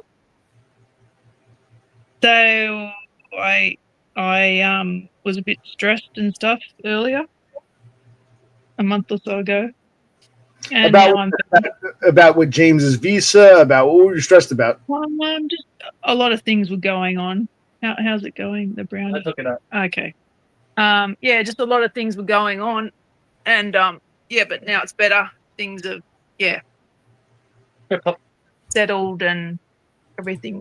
Well, you think I'm intrusive? Were you talking about his visa specifically, or what are these things that settled? Very stressful. That was incredibly stressful. I can imagine. Yes. And now I'm trying to get a job, and people are racist against me for not being Australian. And okay. Yeah. So anyway, I don't think they like that I have a temporary visa. You had told me sometime. Stop. I thought you told me the visa. There's like bridging visas, and there's different types. What did you get? A bridging? What happened here? Well, Denmark, I was trying to say something. I asked you what kind. We can talk to him in a minute. I asked you what kind of. Is it a bridging visa? You kept talking about bridging visas. Is it a bridging visa? What was it? So we applied for a partner visa, and before they approve the partner visa, they grant you automatically a bridging visa, which gives full work rights if you apply for that kind of visa, like a partner visa. Like you'll get work rights and whatnot. So wait, so I'm on a bridging visa until they approve the partner visa, and that could be 3 months, that could be a year. Yeah, I don't know. So with a bridging visa, what's the difference? You can work with a bridging visa, but what does a partner visa give you that a bridging doesn't? Like, what's the difference? Well, it leads to permanent residency. yeah. It's still a temporary visa, but it's more substantial than a bridging visa. I thought I turned that off. Well, and then banks don't want to give you loans if you're on a bridging visa. Some employers don't want to hire you if you're on a bridging visa because they don't know if you're going to have. You might have to go back home, soon. So that's kind of what I'm facing. But there's a lot of Indian truck drivers here, so I'm thinking, at the very worst, I could be a truck driver. So I got all the qualifications for that. And so if they can do it, I can do it. They're on bridging visas, right? Yeah, exactly. But I applied for a forklift driver, and we'll see if anything comes with that. I'd rather just do that because it's less stressful. And the incentive to be a truck driver isn't as great here because the pay, the pay gap between a forklift driver and a truck driver ain't that big of a deal. Also, Australia doesn't have anything that compares to our interstate highways. There's no cross country freeway like we have in the USA. You can't go from New York to California. You can't do that from Sydney to Perth with like a 4 to 6 lane limited access highway. So there's no such thing as an Australian interstate equivalent. Yeah, the roads are shit, and they're heavily. They got cameras everywhere, and you go to the busy areas. Well, just like in America, it's all traffic and like there's no like signs that say, "Hey, there's a gas station off this exit." Are there? I don't really see it sometimes, but and then you get off and you're like, "Where the hell is it?" It's 20 kilometers away. Well, all right. So yeah, we'll get to Denmark in a minute. What are you drinking? I'm curious. What is that? Is that brandy? What are you drinking there? I put some whiskey in here because I started having heart palpitations and anxiety, and so I have to. When I met you in person that one time, you had a panic attack in your living room. Have you had a panic attack since then? Be honest. Kinda. Like mild one, maybe. So my brother and I were like the last people to see a true full-on panic attack in real life because it was kind of scary. It was intense. Well, I felt like I was dying. Because I and my brother were making you uncomfortable. You can be honest. No, because I have issues. I don't know. Something's wrong with my body or my mind. You haven't had these issues since, so it must have been me. Yeah, I have. Yeah. He has. You said they were mild. You didn't say they were as intense. Wow. If it was mild, I would say mild. But you know what it feels like. Yours. I see he's got your picture as his profile picture. Oh, okay. I was back. We're going to segue. I was just about to address that, and we're going to bring on Denmark guy and his beautiful profile. But before you don't cut me off. Finish. You just told me they've been mild since you haven't had a full-on attack since Pennsylvania. But Donda says opposite. Finish the thought, then we can talk to Denmark guy. You've had things comparable to that night when you were. Have you had it that bad? I don't think I was on the floor. No, or anything. You're like, well, I don't know. You know what it feels like inside, but it looked like. Well, yeah. This I've been struggling with this for 20 years, so it's hard to remember. But okay, now you can talk Denmark guy. Who has a Denmark guy is a lovely. I'll let you talk amongst yourselves. Hey, Denmark guy. Hey. Denmark guy, where'd you go? Yeah, I was just about to join on my PC. Yeah, but it was laggy. Yeah, but I can hear you now. Yeah. So yeah. Good to see you're you. really well. You're looking good in the sun. Hey, thanks. I put on some weight though. So I'm trying to. I'll try to join on the PC. Yeah, I'm trying to do the Mediterranean and less sugar. I didn't kick him off. I don't know where he went. He disappeared. Yeah, he was waiting to talk. You kept yapping and yapping and yapping. Poor Denmark guy. But it's okay. So what else is going on? I mean, we coming for a visit soon, or no? You're never coming back. Well, we need your we need your address again because we need to send you something. Yeah. And you know how I am with memory. What is that something? What do you want to send me? Well, we can't tell you yet, but we need to send you something. And we need your address, so you need to send it to me on WhatsApp, so we can send it to you. But yeah, because my memory is so damn poor. But I barely remember your brother's name. Did I get it right when I texted you that one day? Was that right? I don't remember. The point is, you can send it to Tucson, Arizona. The secretary of my fan club will open up first, and she can send it to me. So you can send it to Tucson, get her address, and she'll forward it to me. How's that sound? All right, whatever. Be like that. If you're moving anyway, what does it matter? But I was hoping. I was done talking. I wanted you and Denmark guy to have a little back and forth, and I could be the starling for once. But I don't know where the hell he went. So oh well. Well, I don't like when you do that. When you leave us all to ourselves. Anyway, so yeah, I don't know what's going on here. Jesus. You're supposed to stay in. Actually, I want to talk about something real quick. Panel. No, I've had several randos tell me. No, he's just. No, he's just spinning. Oh dear. Oh, there he is. Yeah. So Denmark guy is going for good. Endymion's going to bed. Good night. Now, while you're here, I'll ask you a quick question before I bring Denmark guy back on. He's back. I've had people like JT and even Nostalgia Bash say, "Oh, see, you're a bully. You keep bullying Dumb. Why are you so mean to Dumb?" And I didn't realize your feelings are so hurt. Your buddies JT and Nostalgia Bash say I'm some kind of monster, and how dare I? So I want to, you can talk to me directly, man. You don't need to go through the go-betweens. JT and Nostalgia Bash insist I'm a monster. What say you to that? Well, they don't speak for me, but yeah, I was on Bash's stream, on the chat, and I said hi to him the other week, and yeah, he voiced his opinion about how poorly you treated me, and I said, "Oh, it was okay because we're good now. We're buddies again." Now he said you're okay, but you're dying inside, and I'm a fucking asshole. That's why I had to listen to all this. Like, okay, are you really hurt? Not anymore. I was, but now I'm not. I have healed. It's okay for you to be hurt, but not me. That's what I don't get. Why is it okay for you to be impassioned, but not me? I don't have feelings too. I mean, it was a one-sided. Well, no, you are allowed. Of course you are. Yeah, but I hope you have healed as well, and we can all move forward. And then when she and I go to the States, that we can come visit you. And it's funny. It wasn't about the cheeseburger or even the breakfast the next morning.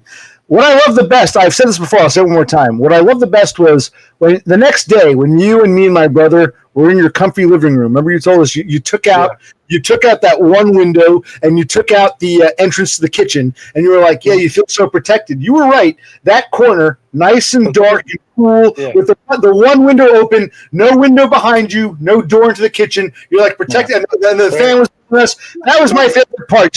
Just lounging and vegging in your living room that next morning. That was my favorite part. Nice. Your brother liked it too. Yeah. I wish I could have drank some beer with you, and you guys. Yeah, if I could go anywhere and you were sticking around, I would have gotten drunk and passed out. But yeah, so the cheeseburger was nice. That the next day the breakfast was nice, the brekkie. But my favorite part was lounging in your comfy living room. You sold the house, but it was one last time we got to enjoy. It was you did a good job removing that window on the side there and removing the door into the kitchen. And you were right. That was a very comfy living room. And then the fan blowing on us. That was my favorite part. I wanted to share that. It was a good time. And it wasn't just a cheeseburger. JT is just trolling you. He's getting under your skin. Here's the thing. He's not really getting my skin. I just don't know how much of a spokesman is for you. I don't know if you guys are buddies and he speaks. I don't know. I don't know how close you are. So I thought he could be a troll, or maybe he knows Dumb better than I do. I don't know. But I haven't heard from him forever. He said he was always a supporter of me. I don't really remember this, but someone else said that he was on my channel doing the same thing to me as he was to you. And maybe I didn't take the bite or the bait, and then he gave up. But I didn't see him in a very long time until he came over to your channel. So, but he seems like the classic troll, kind of like PP or Chicken Dinner. And he's just trying to just say shit just because he knows you don't like it.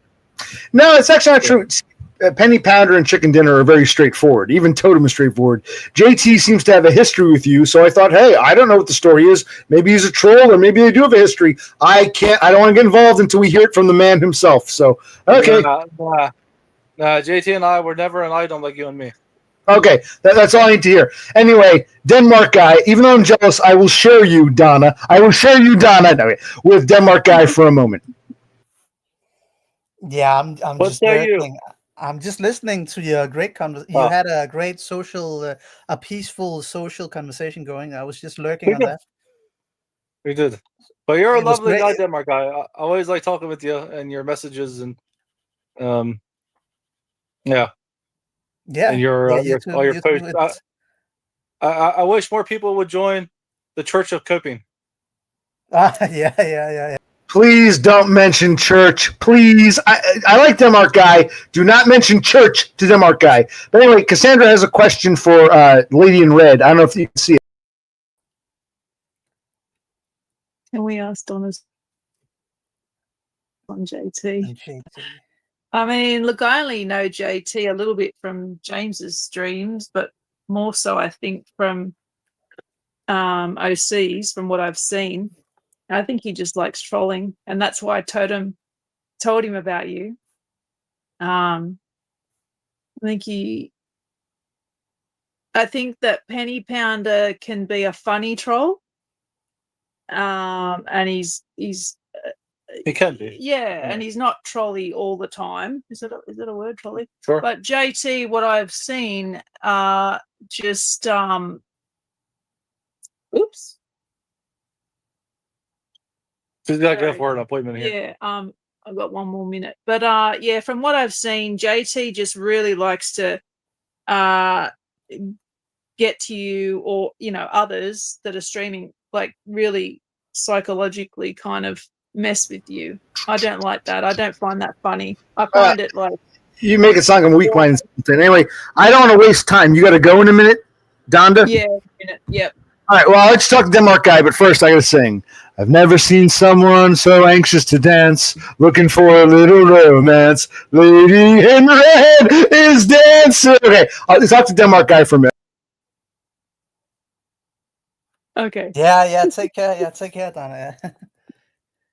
Thank you, Denmark guy, and I like that you and James have a good friendship too off YouTube and stuff like that too. It's good that you check in with each other. Yeah, thank you. All right, see you guys. Bye. Yeah, I wish Denmark guy would make a YouTube channel and post some videos and stuff, because I enjoyed when you show me some videos where you live and whatnot. You don't have to show where you're at, but like you showed me around town, and because I've never been to Denmark, so it was interesting. Yeah. It must be. It's kind of normal for me, but yeah, for you it must be interesting. Yeah, but there's nothing special where I live. It's kind of like a middle income city. Yeah, so just But a lot then of. But then that Denmark cocaine guy, he might come find you. That's the problem. Yeah. That's true. He was actually on. That guy was. He was actually live on Steve Hoker's channel, and he was kicked out. Steve Hoker. Oh, really? Yeah, he was kicked out by Steve Hoker, the legend. So he was just being himself, probably being on cocaine or something like that. Yeah, he was on OCs, that one time, and then he put me on with just him, me and him. And I was like, oh, if I had to be with that guy for another 10 seconds, I was just ready to leave. I don't like that guy. Yeah. He also attacked me. So in Danish. Yeah. So yeah, he was agitated on drugs, I guess. Yeah, probably. Yeah, I think that he told Steve Hoker that he was living in some kind of rehab place or something. Oh, so, well, how do you freaking get drugs if you live in a rehab place? Yeah, it's actually funny because there's a lot of problems with that in Denmark. That all these fucking knee bugs, drug addicts living. They get knee bugs, and they get like housing where people like cook or do all the shit for them because they are like fucked, and then they just go out and rob people and buy drugs and shit. It's completely fucked, and we don't have legislation to do anything about it. And the police, we don't have unlimited police. And you don't have the immigrant population or the problem that the other countries around you do, though, right? Denmark was the first northern European country to go like far right on the immigration problem, but so we still received a large sum of Syrian refugees. Okay. And we created all kinds of fucked up legislation against them. But yeah, I don't know really. I don't think, Germany took 1 million. And of course, that's a bigger country. We only took like 20,000. But 20,000 is also a lot compared to a small country with 5 million people. So, yeah.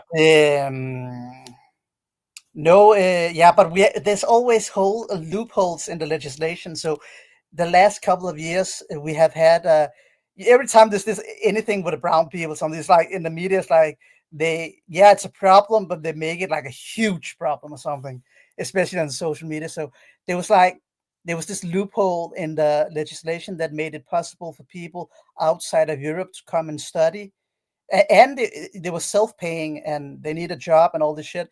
But then because they take the jobs from the lower income people, it was like it's been a huge thing.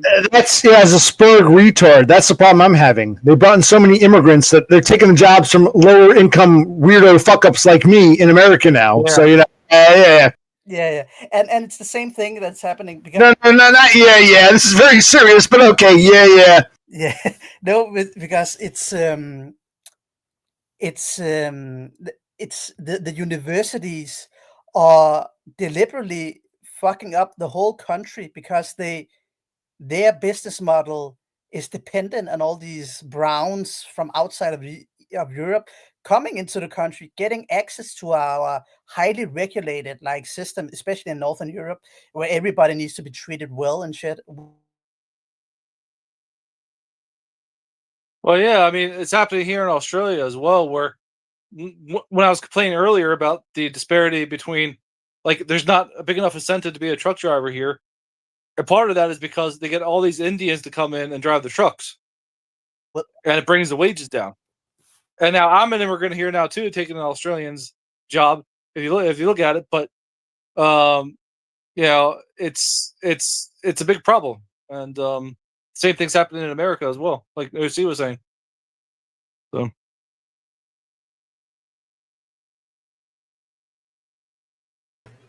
Yeah, I don't know where he went. He went bye-bye. Tell me, James, I don't want to keep you. You're back to your tests or your studying, right, pretty soon? Yeah, I'm done with that for the night. I'm just going to relax. There's no hurry to do it. It's called basic fatigue management.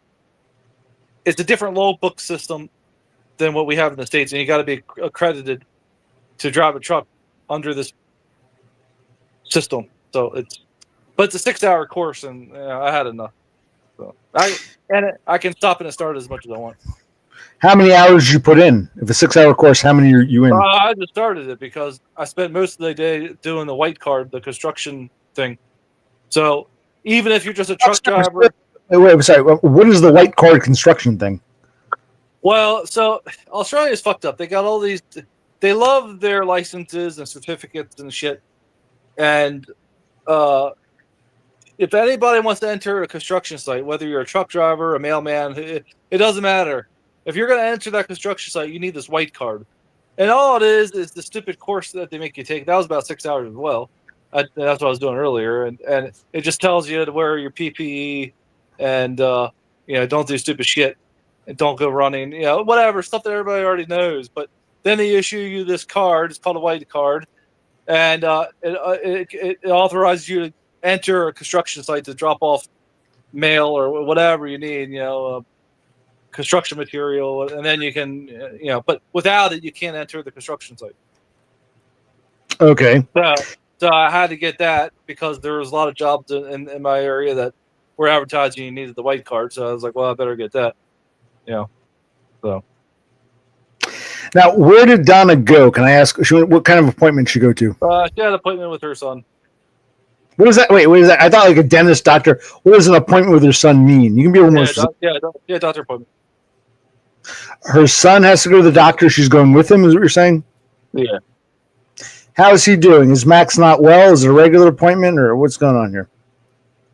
Well, you know how Donna feels about this. Donna's not here. I'm talking to you, son. Anyway,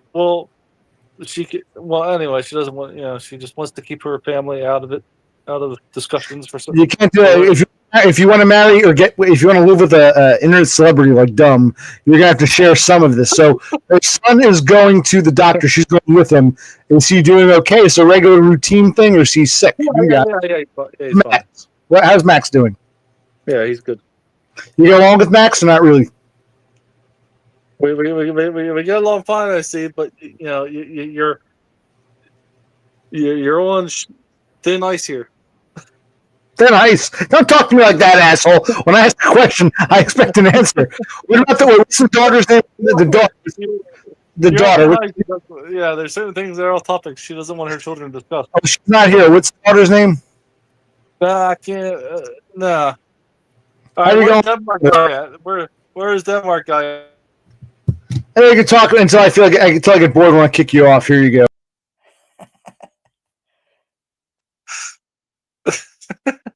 yeah, but I was kicked out. Yeah, but I'm back again. Yeah. Was Yeah, it your internet? I didn't kick you out. You weren't kicked out. You would have been. no, I kicked You had a myself computer out. problem. Yeah, computer problems. Yeah. All right. Yeah, so I didn't know. Yeah, I was speaking about all the Browns and university. Yeah. So they Yeah, fixed the loophole. They Muslim. fixed the loophole in Denmark. Yeah. But now they're here on resident permits, so we can kick them out and shit. So. Mm. Yeah, they take our jobs. Yeah, it's just like the South Park movie, the South Park episode where they actually took our job. Yeah, They took our took job. you. They took the lower classes jobs. Yeah. And not only that, they they're making everything in a cheap country and shipping it over here, so that cut out all those jobs. And so, what are we all supposed to do? So, and now they got AI. AI is going to do a lot of things. The AI can even replace a lot of doctors and shit. And so it's like, geez, I don't know. they better have like a basic. Your buddy Dev Pike keeps telling me AI is bullshit. It doesn't work that way. I said, well, give it a few more years, asshole. Your buddy Dev Pike is like really adamant, but Well, they have this new AI actress now, and so it can even replace actors and actresses.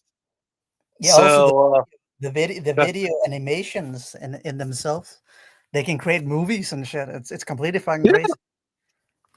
yeah, so they're gonna have to have some kind of basic universal income or something, because otherwise you're gonna have millions of just unemployed, just people like me and OC and DBF and Dev Pike. We're just, what are we supposed to do? They're gonna have to kill us off or something. Give us a basic monthly income or kill us off, because you can't just have no jobs and nothing to do. Like, what are you supposed to do? I think that basic income is fine. It just needs to be a requirement. You need to do something for it. So, well, that's fine. Yeah, I'll go out and mow the strip between the highways or something. Yeah, give me something to do. That's fine. But they just sounds like they have all. Denmark guy won't get the reference, and Dumb might not know his history. Sounds like the Great Depression when FDR would have people chase pigeons out of the park just to have a job. That's what it sounds like. During the Depression, they tried to create jobs. Okay, you chase the pigeons out of the park for okay. So that's how it's gonna be, like in a decade or two, I think. Yeah. Yeah. Otherwise, you're just gonna have social, uprisings, and people can't afford to live as it is, especially here in Australia with the housing prices, and then you're not going to have any jobs for them. Okay, well, let's see how that works. They're going to be burning everything down to the ground. I actually heard that the housing crisis is most insane in Northern Europe.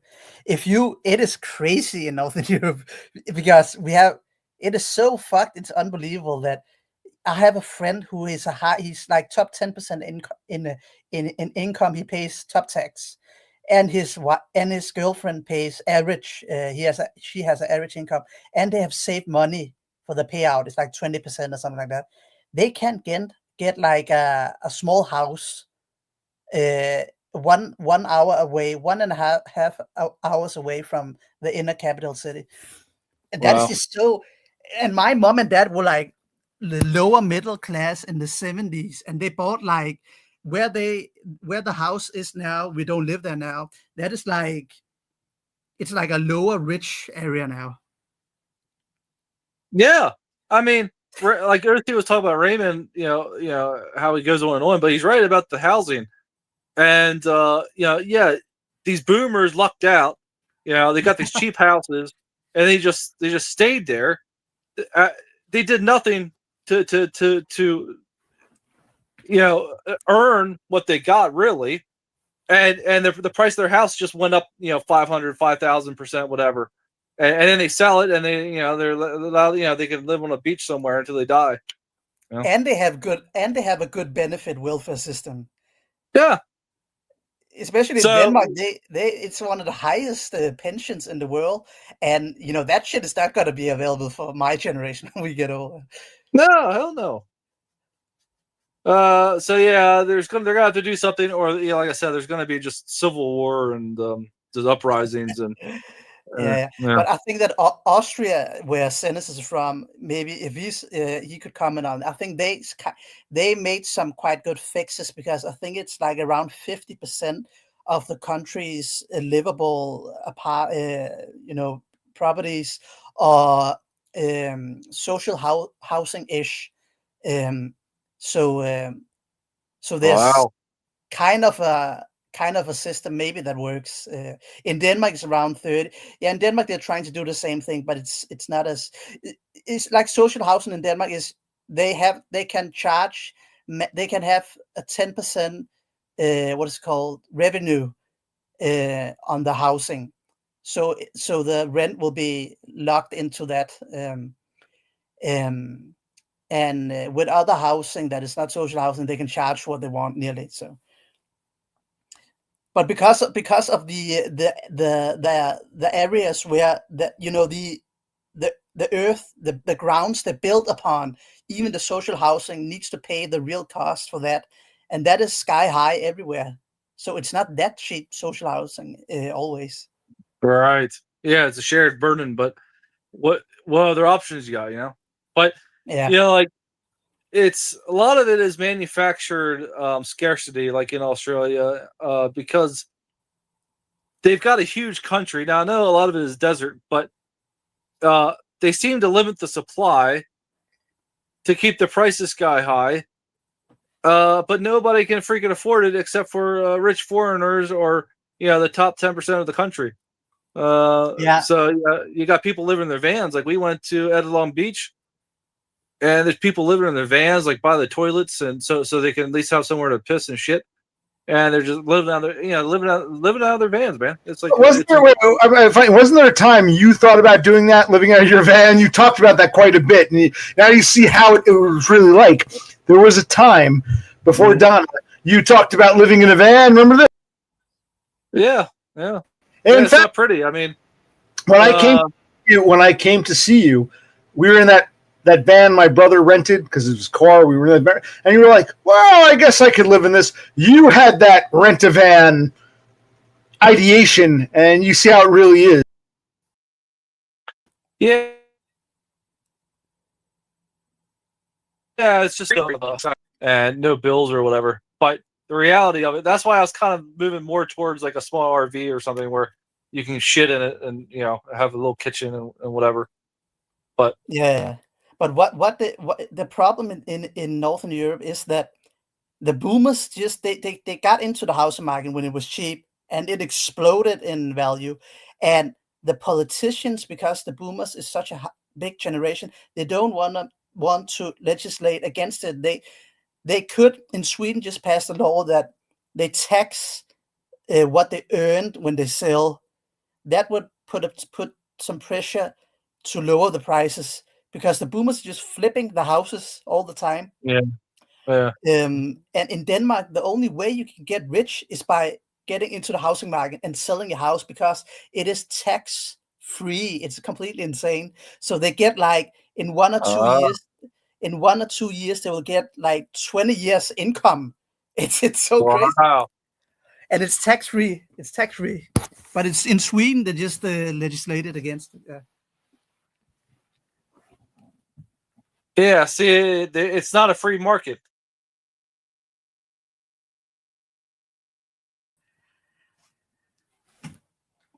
But one thing that it doesn't make sense in the US, it is a huge way. I don't know how much. Do you think the US or the Australia has more unpopulated land? Well, that would be Australia, I would imagine, just because the whole interior is just nothing. Okay, yeah.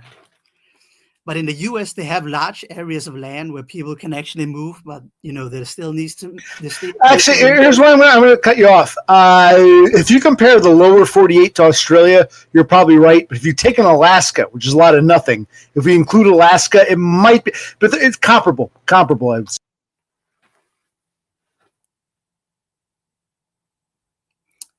Yeah, but my parents, my father, he has a chunk of money left, and he told me, he wants to kick me out, because I live with him now, and says, "Oh, I can let's go get a small apartment for you." And I'm like, "Listen here, okay, I cannot even get approved for a 1-bedroom apartment. I need to move like 2 hours away from the capital area." Wow. So even Wow. Your dad. Wunderbar, wunderbar, Copenhagen. All right, so you can't even afford to live in the metropolitan area, and your father wants. Why does he want to kick you out? Because if he kicks you out, what, he gets an incentive? What's his motive for kicking you out? No, it's because he's like 83, but he can take care of himself. He just need help with IT and shit like that. But he wants to move down 1 floor and downgrade because it's too big, this apartment, and he can save a little more money. And he just think it's frustrating that I'm helping him. One thing I figured out with old people is that you need to treat them like it's your children. I'm trying to be polite towards my father because listen, let me say this. Someone who had to take care of his fucking piece of shit father with a stroke and his idiot mother, yes, they're like fucking children. I'm with you 1,000. I've mentioned this many times. No need to we're preaching to the choir, brother, but yeah, but because as you get old, your brain just degrades, and I want to help him. He's my father, and I teach him stuff, and I try to say it in a slow, nice way and repeat it weeks after, but they still get mad at it. And then sometimes then I gave, under COVID, I gave him disinfectant alcohol because I don't want my old father to die of COVID. And then he put the disinfectant at a table, and he pushed it out, and it left and it hit the ground, the floor, and the floor got spots, white spots, because it's wooden floor. It can't tolerate that. And then he says to me, "It's because you are walking inside with these shoes and shit." And I'm like, "Listen here, father. I love you. Okay, I bought this shit because I want to save you. You spill this shit alcohol on the floor. Look at this shit. This is from the disinfectant alcohol." And they just go crazy. And even if you say it, "Okay, look, this is why," they never say, "Okay, I see, I'm sorry, and yeah, you were right," or something. So, but it's your parents, so you just need to accept it, But Yeah. because when you were a child, you did probably some of the same shit, Oh, sure. Well, yeah, my dad's not that old yet. He's 74. But yeah. But the prostate, all men will have prostate problems if they don't take medication against it. So maybe I'm just giving you a tip. I'm not trying to be rude, but you can maybe. Well, I had a conversation with my father regarding like. What do you say? Can you hold in your urine and your shit and stuff like that? Yeah, because I have 2 half sisters. They don't give a fuck about him. They're out with Well, Denmark? I want to ask you, Denmark guy.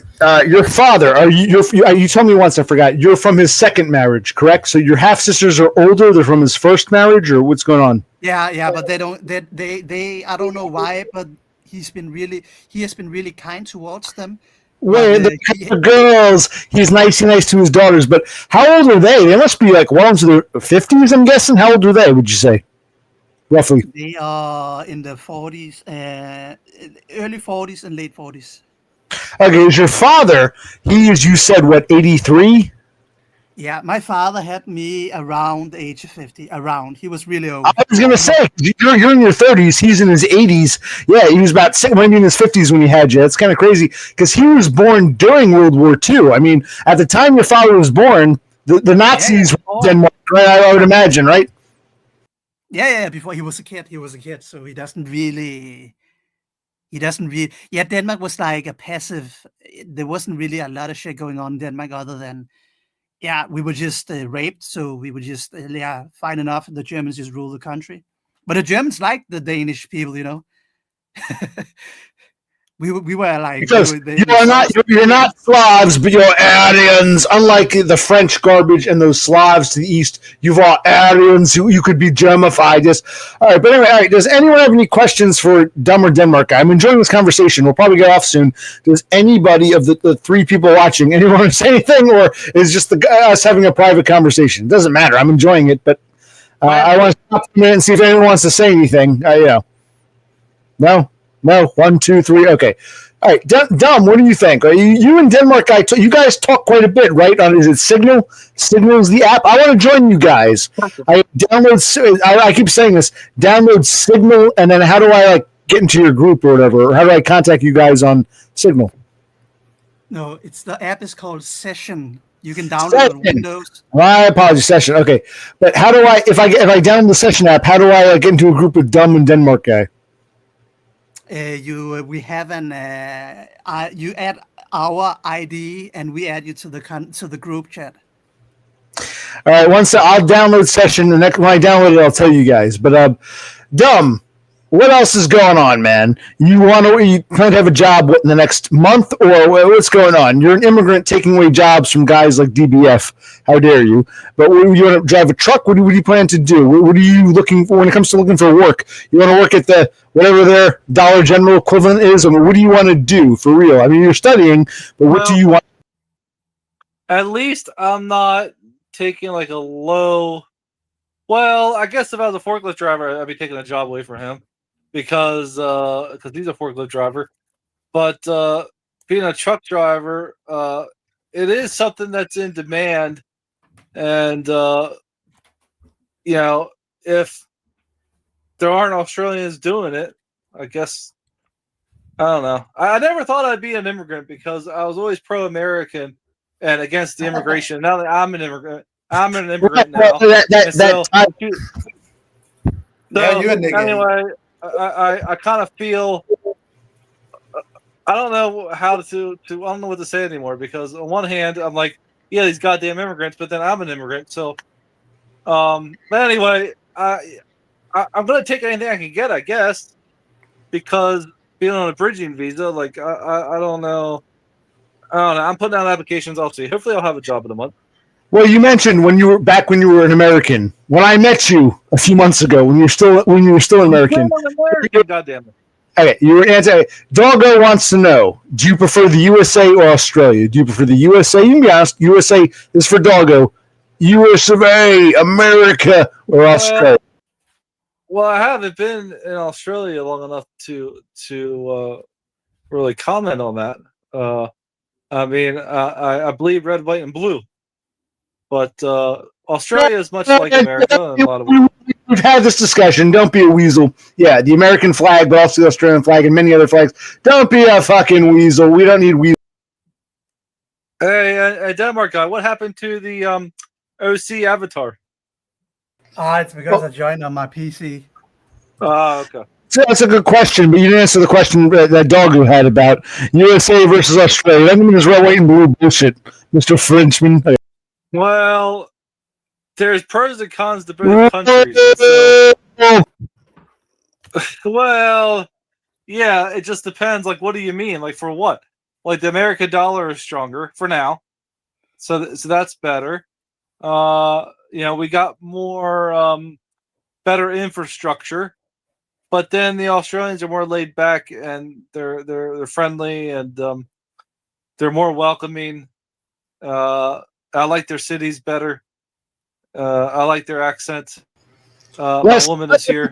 Less niggers. Okay, less niggers in Australia. Way less. There's a handful for the whole country. Denmark guy won't get it either. Yeah.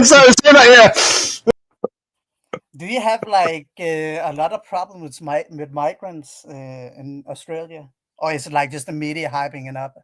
Well, I haven't been here long enough to say. Wasn't it Australia that had this refugee island where they put all the refugees at or something? Or was that New Zealand? I don't know. I don't know, but I know there's a big Muslim Indian population, and Asians.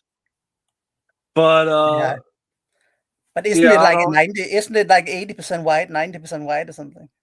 Well, it depends where you go. It kind of just like America, it kind of depends where you go. But in the big cities, yeah, they got immigrants from they got the Muslims and even the blacks from African countries and Papua New Guinea and uh, but I don't mind. I don't mind people coming and working as long as they don't get citizenship.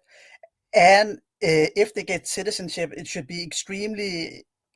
It should be really hard, so it's only intelligent people, and there should be a strict limit on how many from each country and ethnicity and race absolutely, they can be.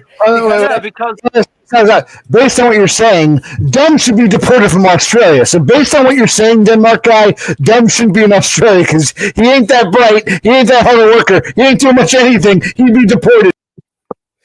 Yeah, but but because that will result in that there will not be large areas where people they live segregated, so because I know there was like 5%, non-whites in my school when I was young, and as long as it's a small population from countries that there's not a lot of people in the country, and they will not segregate, they will forcefully integrate and assimilate into the wider culture. And we should also have no religious freedom, because we don't want these fucking political mosques and fucking, I don't know, all these fucking hats and fucking sorry to all brown people, but these fucking hats and scarves, and yeah, there can't be any religious freedom, okay? And I'm not evil, okay? I'm not evil because it's fucking weird, okay? And it just messes with the native population's culture. And you can take a hat on inside your own home, or your scarf or whatever the fuck you like. And if you would like to be religious, we have a religion that has been thoroughly tested in the West that is called Christianity. And if you would like to go to a church where you can sing and dance, that is like the black people's church. And if you want to go to a church where you can be quiet and peaceful, then it's the Protestant church. So there's a church for everyone, black, white, yellow. What about the Catholic Church? You're anti-papist. Anyway, I'd like you, since Dum is here, to segue, why don't you lead us in a prayer? Why don't you lead us in a prayer? You and Dum can pray together. Would you like to lead us in a prayer? I'd love to hear it, Denmark guy. Are you ready? Pray with us. But I just need to take a piss. Sorry. I need to take a piss. But yeah, I actually agree with Denmark guy. Yeah, allowing these regheads to come over to our Western countries and building mosques. I agree. Yeah, okay, yeah. Yeah, it's no good. If you want to come to a Western country that's Christian, then you're going to have to conform to that. Just like if I were to go to Pakistan or something, I'd be required to be a Muslim or something, right? I mean, otherwise you're just going to change their culture. So yeah, he's exactly right. In the West, you can be an atheist, or you can be a secular humanist. Basically a kind-hearted, altruistic human that are kind towards other people, or you can be all kinds of weird Christians. That's it. And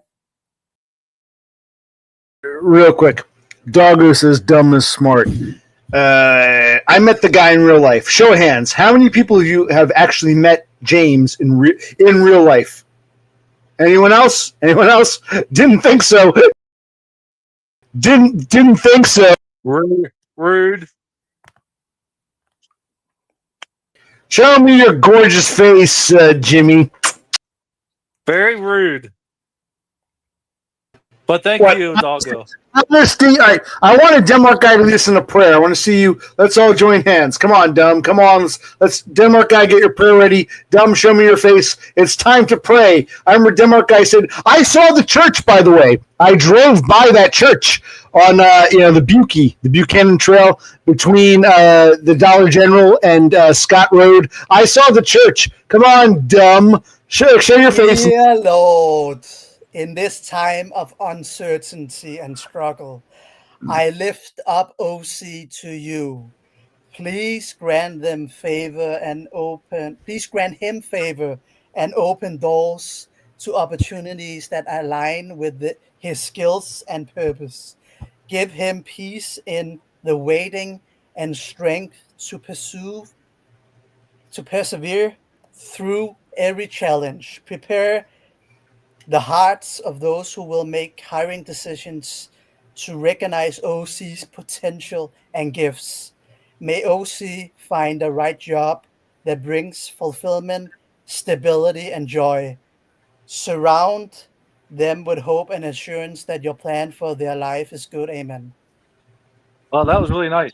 Well, you didn't pray for dumb. You know, I really wanted to pray for dumb. So you Well, guess that's is all right. Maybe next time. I can make one a day, Max. Oh, okay. One a day. Well, okay. You picked me first. I'm grateful. Okay, I'll let you talk. What? That was lovely. I said.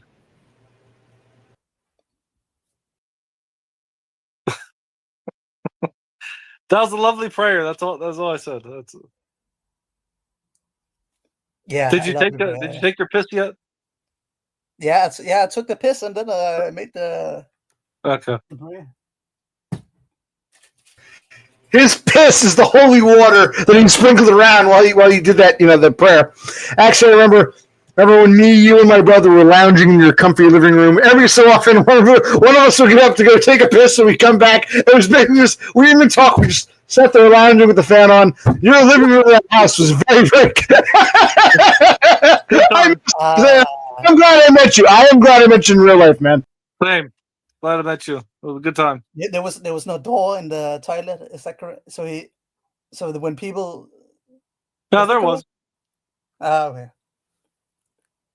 I just wish they would have came like a week or 10 days later, where it was a bit more cleaned up, and they could have enjoyed a cleaner bathroom and whatever. There might have been some place for them to lay down, but yeah, but I'm glad I met them when it was a we surprise.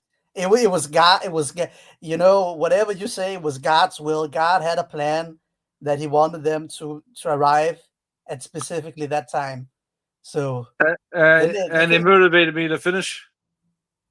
Yeah, exactly. If we had come 10 days later, it would have been 10 days of you doing nothing. We motivated you, so we came at the right time. God insisted upon it. Listen to Denmark guy. Yeah. Yeah, it's correct. Yeah. yeah. Well, I have a weird story. I've been listening to this podcast about. I've just been listening to shit about Mormons, and then one day, who the fuck knocks on the door? Yeah, I've already told you this. It's the fucking Mormons knocking on the door, and what is the coincidence? Yeah, it's just funny, God, he plays with us sometimes. Mm-hmm. It's funny you have Mormons in Denmark. That's kind of weird. But anyway, Doggo is correct. Dumb was lucky that OC went to visit. Very lucky. I agree with Doggo. The broken clock. Well, this was a lovely stream. I'm glad we did this, and just to let everybody know, I'm going to be streaming tomorrow night. Shut up. I know we're winding down. I'm at 2:25. I'm going to go 5 more minutes. Do you have 5 minutes in you? Because I know you're getting tired of me. You can't stand me. You're getting tired of Denmark guy who bothers you on the app all the time. Can you go 5 more minutes and we'll call it a night? Is that possible? Sure, but I never said that Denmark guy. He speaks for me. So damn straight I speak for you. I'll be streaming tomorrow night. Stop. So, Stop. Every Friday night. Okay. What does night mean? Night in Sydney? Can you tell us what time in Sydney? Yeah, what does night mean? Come on, man. Well, Friday night American time. I'm going to just stream once a week, like Todd used to do, and that's it. Well, I'm sorry. Okay. What time? East Coast time? Like what time? East Coast, USA. What time? Well, what time? Greensboro. What? I think it's set for 7 p.m. Although we changed our clocks recently, so it might be a little different. But I set it for 9:00 a.m. Saturday morning, which should. So he has no idea when he's streaming. That's great. Yeah. Despite me not having a YouTube account, I got the live stream notification. Yeah. Oh, okay. I thought you were going live while OC was on, but then I saw the timestamp. It was tomorrow. Yeah. So I'm going to try to do that at the same time every week. once a week. So I would suggest you to sit down with Donna and create some you should write some letters, maybe sit down with yourself, or maybe with Donna, or no, sit down with yourself, maybe write a letter or something for 5 years in the future or 10 years in the future or something like that you can read together or something like that, well, that's a good idea. Make some, now when you're fucking are in like a quite solid relationship, do something like that, Okay. So I would write it now, and then she would read it 5 years from now. Yeah, something like that, maybe. Yeah. Look. I wish them the best, but if this guy's in the outback with a gun to his head 5 years from now, this letter might push him over the edge. But thank you, Denmark.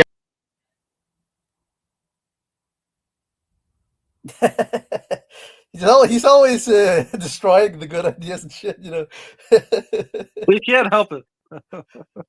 We call it in Danish. We call it a lyseslukker. It means someone who cuts off the light, who turns down the light or something. Yeah. Lyseslukker. Well, he's got some demons in him, right? So you were supposed to exorcise the demons. Several times. Yeah, but I when I thought I would, when 10 years ago, I thought about shit like that. When I thought, I'm gonna get married and have children, because I would like, if I had children, to write letters to them in the future. And even, I know that you don't have children, but maybe if you, he's got stepchildren. We're going to talk about it in a minute. Say your goodbyes. We're winding down. Dumb wants to get off. I get it. I want to get off too. Say your goodbyes, Denmark guy, about the children. I'm going to talk to Dumb. We're winding this down. We're winding down.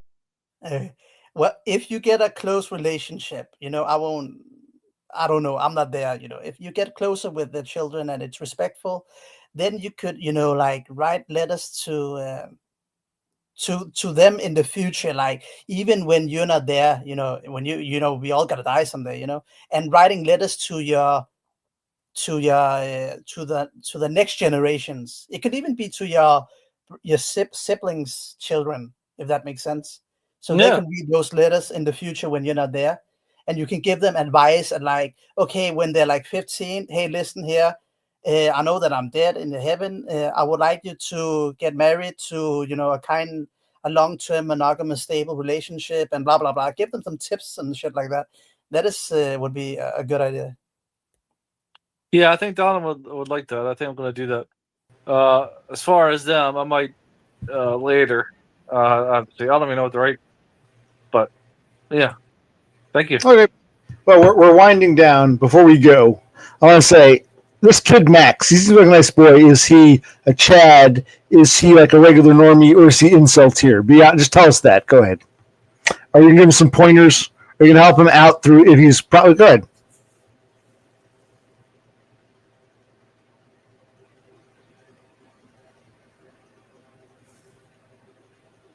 I asked you a question. You got cotton in your ear, son. I asked you a fucking question. All right. Enough of this bullshit. Let's see here. All right. Thank you, Denmark guy. Thank you, whatever the hell your name is. All right. Let's end with a nice poem because we're winding down. You guys wanted a panel. I don't want to hear bullshit about panels for a long time because I gave you guys a fucking panel. Yeah, it's kind of a redundant panel. We've had James many times. We've had Denmark guy many times. I don't dislike having them on. I was hoping for new blood. I would love 5 minutes of new blood versus, an hour of people I've had. And again, I'm not knocking Denmark guy. I'm not knocking James. There's a skunk outside. I smell a skunk and it's billowing in. Anyway, it's not that I'm knocking them. I love these guys, but they, thank you. I love having them on. They're always welcome. But if you want to support this channel, and if you want to bitch about me, why don't you stream? I need some new blood. But in the meantime, let's do a poem. What poem are we doing here? Hold on. Give me a sec. I hope this doesn't freeze up. Hold on. Give me a minute. There we go.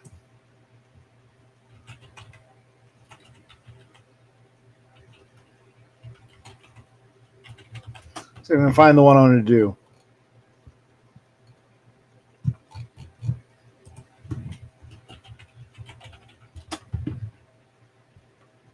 I'm having a hard time following. Hold on, give me a sec.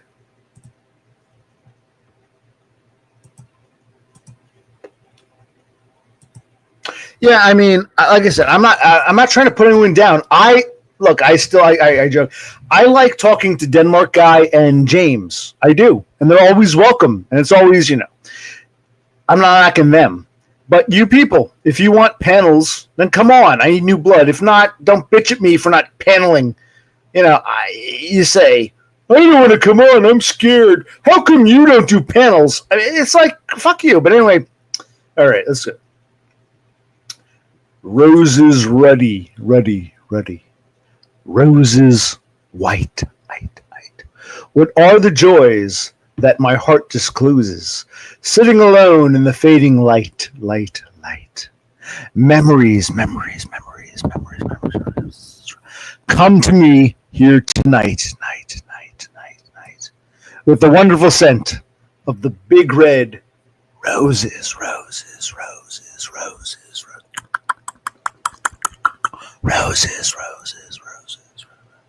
Memories come as the daylight fades, down on the hearth where the firelight dozes. Flicker and flutter the lights and shades, and I see the face of a queen of maids whose memory comes with the scent of roses.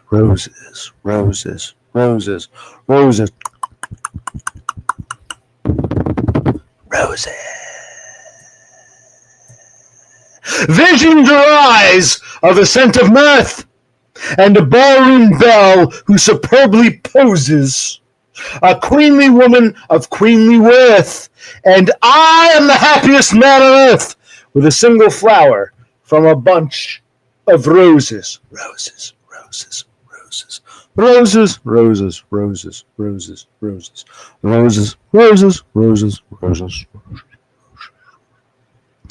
Only her memory lives tonight.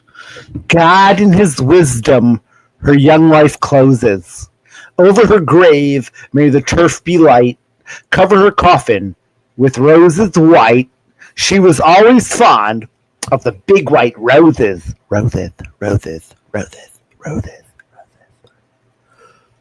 Such are the visions that fade away. Man proposes and God disposes. Look in the glass and I see today only an old man, worn and gray, bending his head to a bunch of roses. And that is A Bunch of Roses by the Australian poet A.B. Patterson. All right, we're winding down. I'm going to say goodbye in a minute. I remember DUM used to read his books of poetry. Then when Donda gave him Australian books, my favorite A.B. Patterson, my favorite Australian poem was I always love that. Roses, Roses. That was my favorite poem. I think I made that very clear the first time we read it. I asked him to read it again. And hopefully next time he comes on, James, he can read it. I'd love to hear it again. Back when I went to go see him, I said, can we read that book? He's like, I don't know where it is. I think I packed it already. It was a shame. I would love to have heard him in real life, with my real ears, read that poem. But next time, I want to hear DUM recite the Roses poem. Roses Ruddy, Roses White, A.B. Patterson. All right.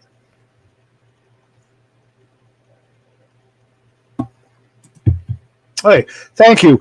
James, I'm dead serious. All kidding aside, next time we meet or next time you're on, I'd like to hear it again from you. That was, I told you knew this even before you moved, even before we met. I told you my favorite poem you ever read was the Roses Ready, Roses Right. She was always fond of the white roses. That was always my favorite, and the way you read it was beautiful. I'd love to hear you read it one more time. I would love to hear you read that one more time. A.B. Patterson, the Roses poem.